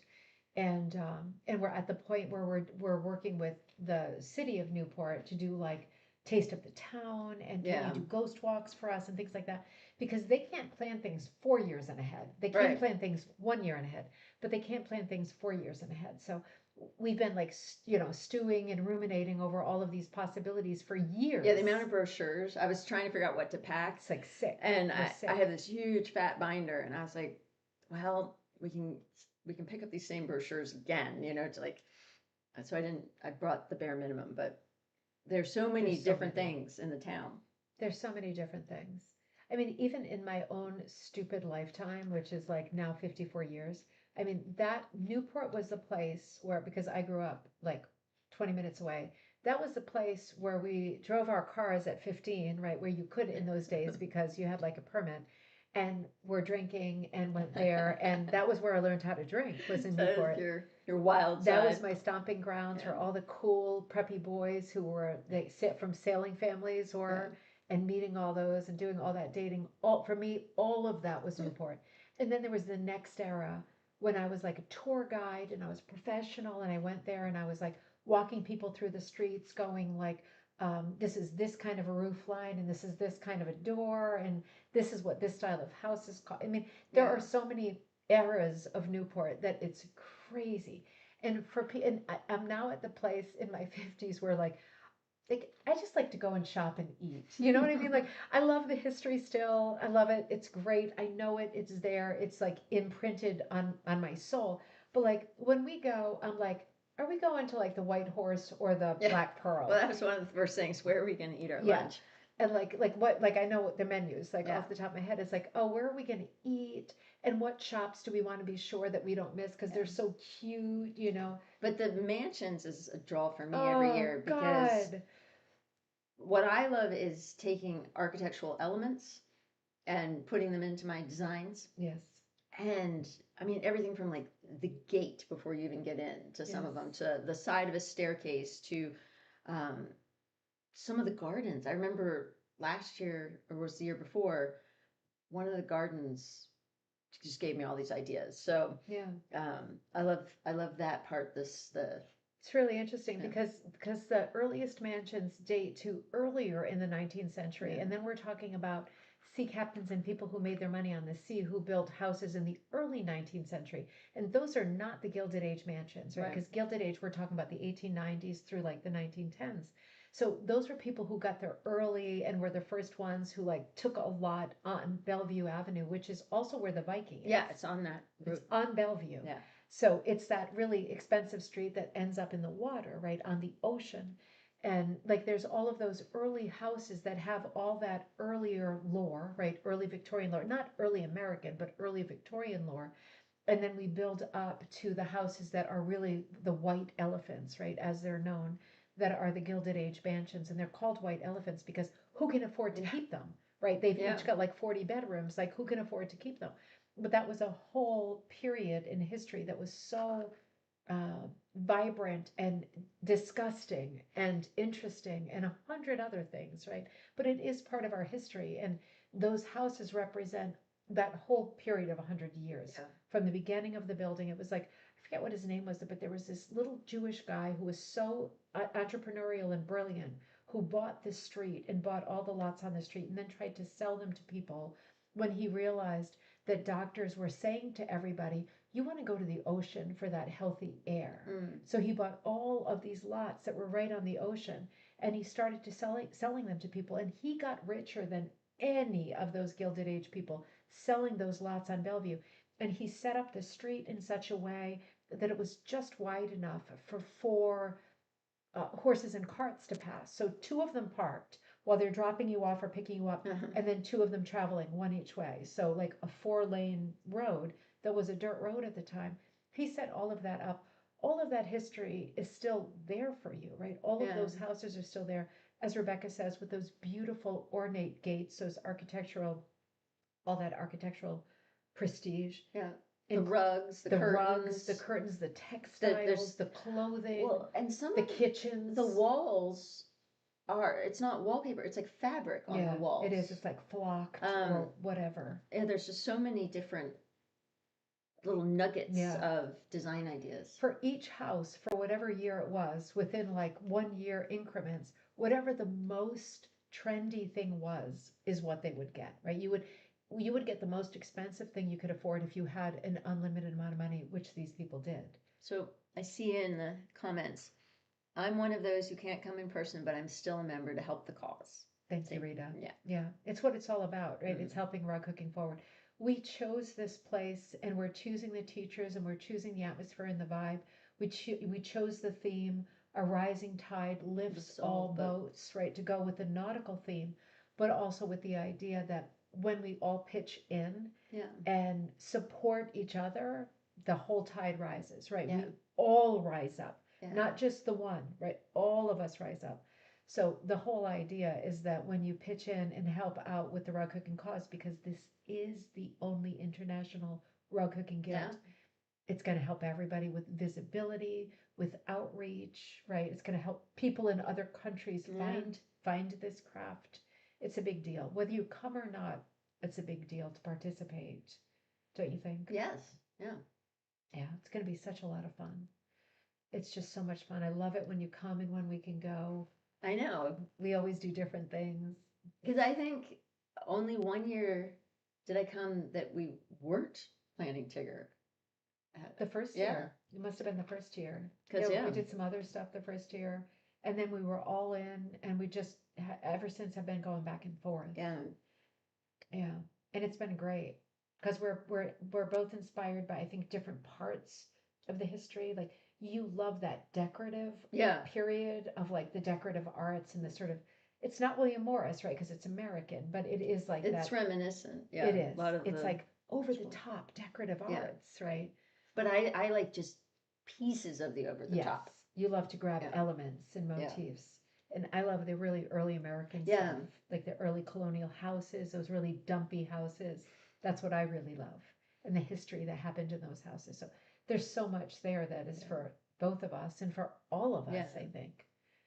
We've been lucky a couple of years. Like 1 year we went and we visited the, it was like a Masonic lodge or something. It was a beautiful Victorian it was a really house. old house because they were having some kind of fair They were having a yard sale out front. Yeah, and we were wanting to look at different we buildings. To shop, but it was also to check.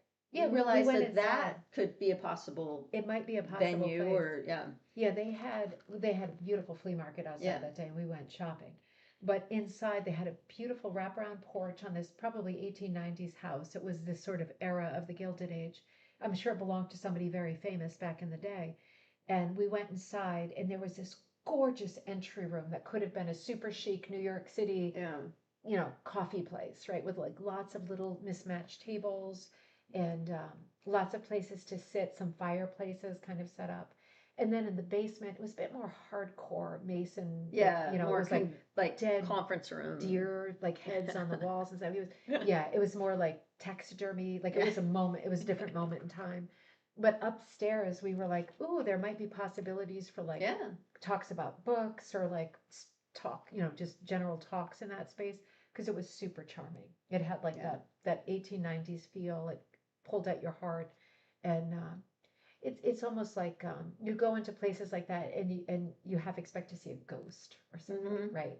It's That like, one especially had that vibe. it did. It Yeah. was like that true high Victorian. It wasn't like polished and finished like Titanic era decor. It was like a spooky, like Gothic Victorian ghosty house, and it was super cute. Yeah. I think we're still thinking about a lot of places where we might have classes if we need overflow. Yeah. Because we have a lot of teachers, and until people start signing up, which we're right on the threshold of doing, it'll be a question of, because we're asking a lot of teachers to teach more than once Yeah. to avoid disappointment, right? If it's a class that you want and you're like, oh my God, I missed buying Def Leppard concert tickets, right? I missed out on that window. I was asleep at the wheel.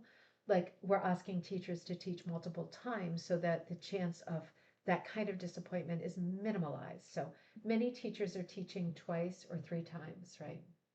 I think twice. Twice, okay. Yeah. But the endangered species class is Yeah. many times. But I think there's more than one teacher. There's for more that than one. one teacher. Yeah. And that's going to be really neat to have the endangered species show. It is, Yeah. because that's a really big deal, right? The endangered species show is a really big deal for so many reasons. And there's so many teachers who are such well-known names who are involved in that project and will be appearing as teachers at Tigger. Yeah. And they're all like cool people who are fun, like to learn from, right? Yeah. And they all have done their own pattern, so you have lots of choices there. Yeah. There's going to be a tavern sign one that I'm excited about. Oh yeah. Yeah. Yeah, that is cool because the For the whale. oldest tavern in the country is in Newport, and it's called the White Horse, and it's way off on the side. Maybe we can pop in there at the end. Yeah. But it is the oldest tavern in the country, and they have a beautiful sign out front, which is a replica of their original sign. Ah, yeah, we'll have to at least drive by. We have to at least drive by, or we can walk over there and see if we can just pop Yeah, in. because it's a very walkable town. It's a super walkable town. Yeah. I mean, and there's trolley possibilities too. Like, we're still trying to figure out if the trolley will be free at that time of year because it's not I typically. think it isn't, but it's very low cost. It's like I mean, $1 to $2. Yeah, in the to height ride. of the season, the trolley runs free. But one of the ways we got such good rates was going off season. So Yeah. So some of the things. So you can pay like $400 less a night for your hotel room, but have to pay $2 for a trolley. Yeah. It's a good deal. Yeah. Because it's still a beautiful time of the year there. But Yeah. that's the first, and then of course right across the street from the Viking Hotel is the Redwood Library, which is the first library in this country. Yeah, and we weren't able to go in that last year because they were having some private event. Yes. But that was something we wanted to check out. Maybe tomorrow is our day. Yeah, there's a lot of first things there that's a lot of fun to check out. So yeah, we're not going to be bored tomorrow. No. All right, should we catch up? Did you catch up on Yeah. all of our comments here? And Judy says, I hope we'll get to see some of the workshops long distance and the exhibits, of course. That's a good thought because there are going to be quite a few exhibits up during Tigger. Yeah, I wonder if we can do like like they did at Sauter last year where they walked the rug show so everyone could see it. Yeah. Yeah. And we are trying to secure teachers in different regions during the event. So, because logistically we can't like stream the classes that are happening on site, but but to have a special class that's going on in Canada or in Australia where that's a Canadian teacher or an Australian teacher, so it'd be in the right time zone, the right these are all Tigger people, right, who are in different continents, different countries. And then it'll allow for a special class to be available. That's another one of the many, many moving parts. We are definitely working on that because we have an auxiliary board, which is made up of board members, like one board member in each of the participating Tigger countries. Yeah. So we're working with those people to figure out who might teach classes from those countries that are exclusive Tigger classes. Right. So then people who aren't able to come to the convention can attend a class online in their own region. Yeah, and that hasn't been done before with Tigger. So.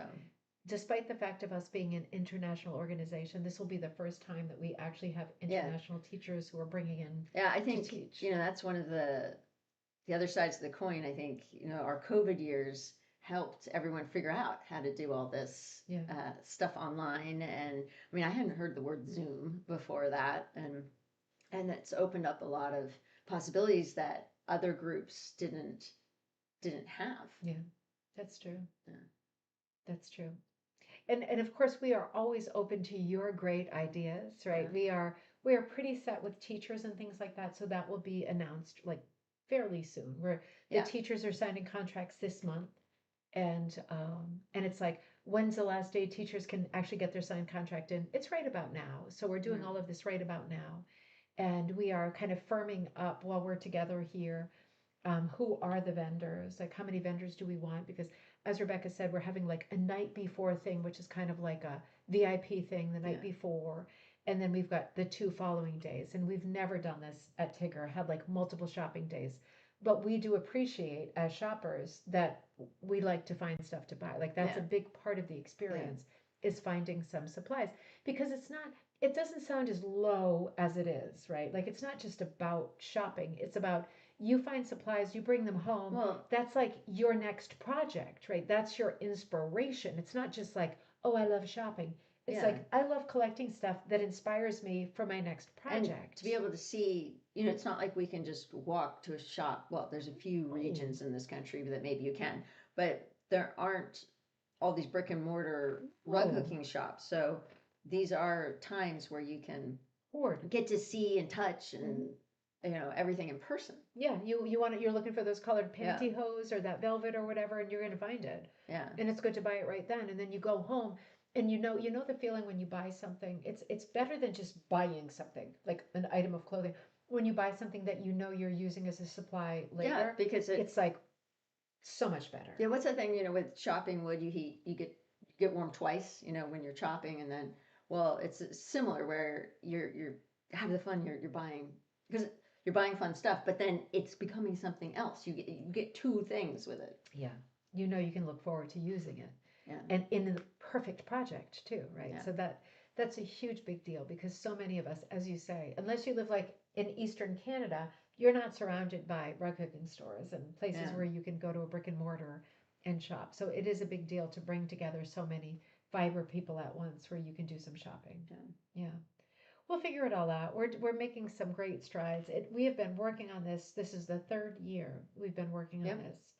So it's more, we jumped on a year before, right? Because we knew Yeah. we were doing it, and we jumped in with our whole hearts a year before just to try to get a head start. And it's a good thing we did, because I bought stuff I wanted to wear to the convention the first year, and then I'm like, wait a minute, is it gonna she's a fit me? shopper. Is it gonna fit me 4 years later? You bought some beautiful nautical stuff, and it obviously I'm will fit her owning the 'cause she's still nautical theme. tiny. I've got a sweater with boats on it, 2 sweaters with boats on it. Okay, stop with Yeah. the sweaters with boats. Yeah. Like, I'm putting an end to Yeah. that. You got enough sweaters with boats. You got to look Right. for some other nautical stuff. I want to get the pants with little buttons, then. Okay, the sailor pants. Yeah. Yeah.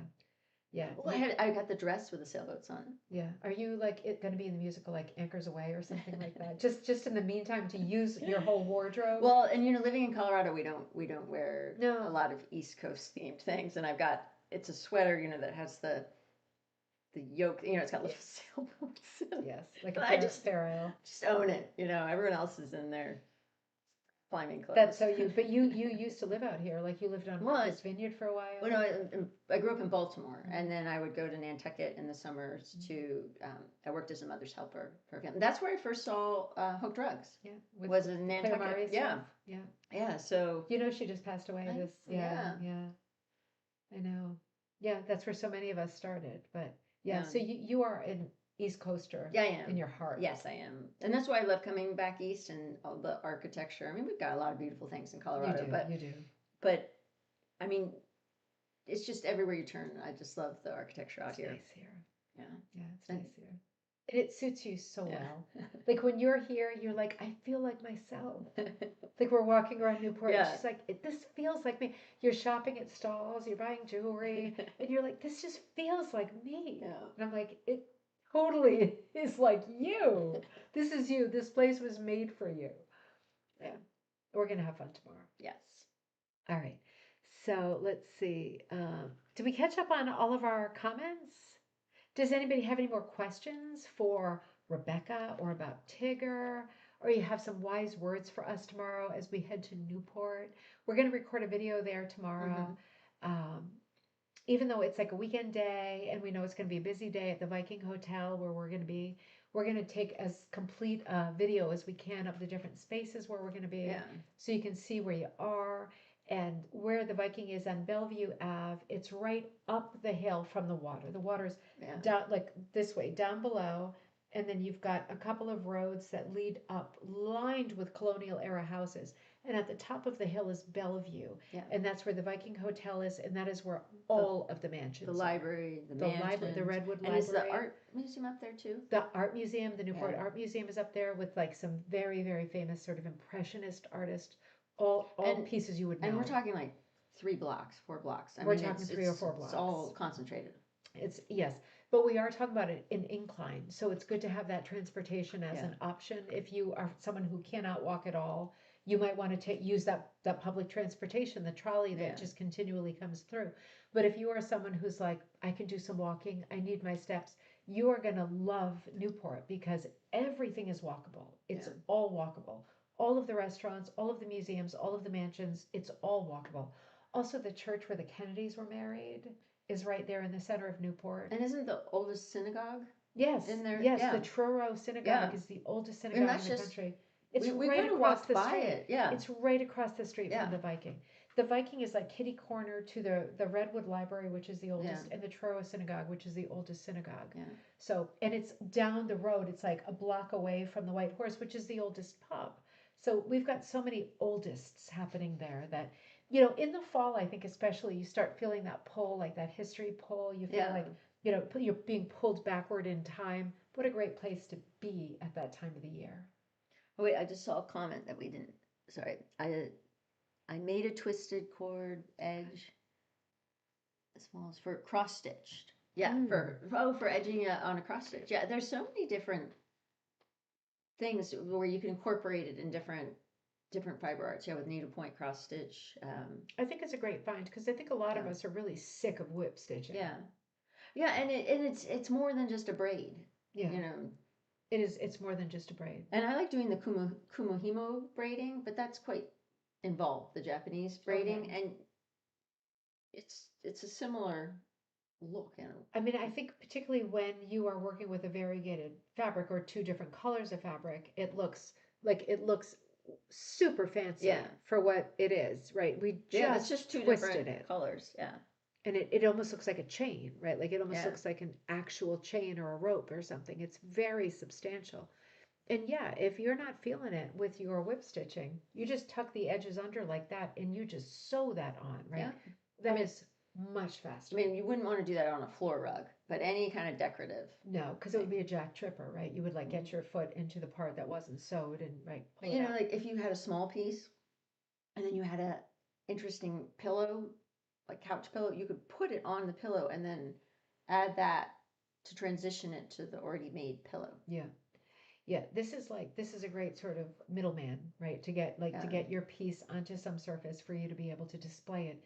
This is a great middleman because it's an applied finish, right? It's not like you're not working it the way you work like a cord or a whip or crocheted edge. This is an applied finish that you're just sewing on. Yeah, it goes really fast. It goes really fast. And it's not about speed at the end of the day, but if you can have something that looks like this finishing your rug, you're going to be very happy with the way that looks. Yeah, and then once you think of it, you want to do it on everything. So let me see.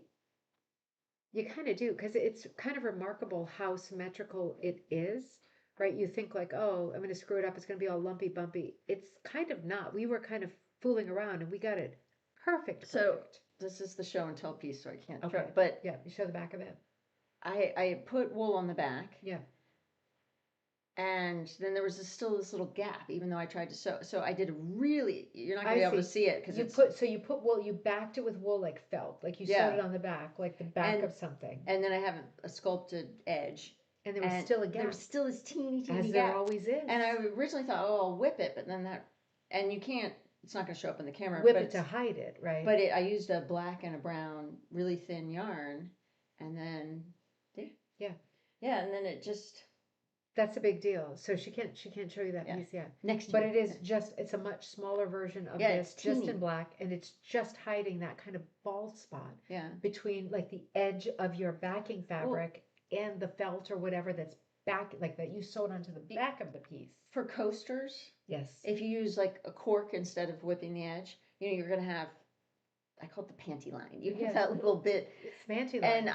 I've, in the past, just ran some yarn around it. I've done Sharpie, I've done all kinds of stuff. But that is another just way that just to give that little finish. Yeah, something as quick as this, right? And just Yeah. sewing it on is better. It's better than a Sharpie.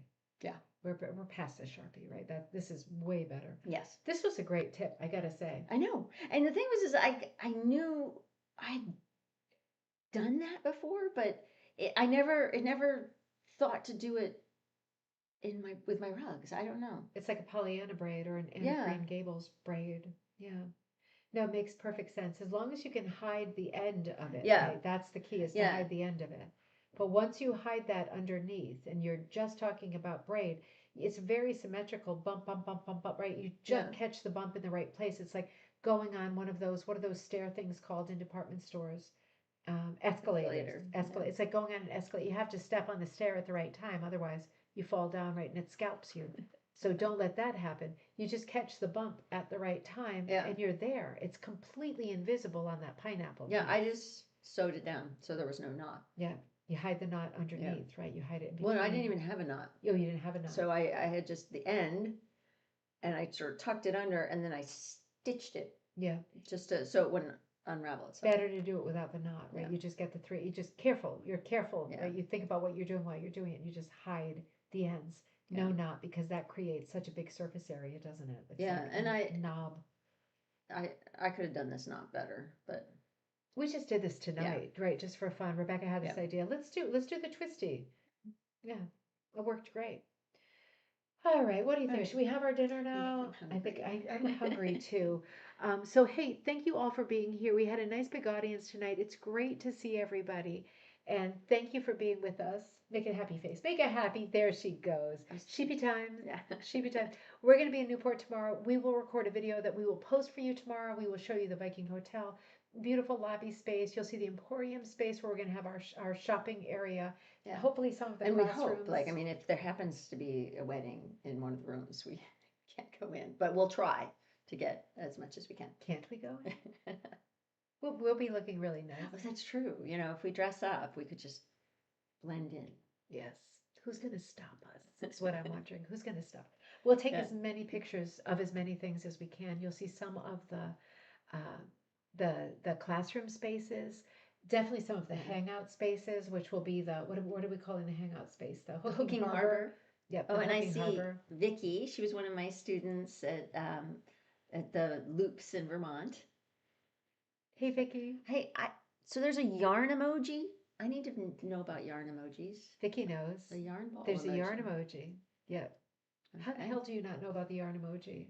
You know about that one? No, I don't know. Okay. I don't. You do more stuff with yarn. I think you Yeah. need to sort out that yarn emoji. No, that sounds great. And Gail says, "Thank you, ladies." Yeah. Well, thank you all for being Yeah. with us tonight. It's always super fun to be together when Rebecca comes, and we look forward to tonight and being silly and answering questions and talking about some stuff that's coming up. And we will have more for you tomorrow. So be looking out on YouTube, the Ribbon Candy Yeah. Hooking channel. You'll be seeing us kind of perusing, walking around, exploring, and trying to show you as many of the spaces that are Tigger related Yeah. as we can on a Saturday in Newport, which is Yeah. about as busy as it gets. Yeah. But we'll show you as many of the spaces as we can. And Judy says, "Thank you both. Have a great visit, Rebecca." Yes. Already am. Yeah. So far, so good. Yeah. So have a great night, everybody. We will look forward to seeing you tomorrow when we post more content. And otherwise, have a great weekend. I will be back with you. Shay says, enjoy your trip as well. I will be back with you on Monday at the regular Ribbon Candy Hooking channel at our regular time for Monday mornings, which is 11 a.m. Eastern Standard Time.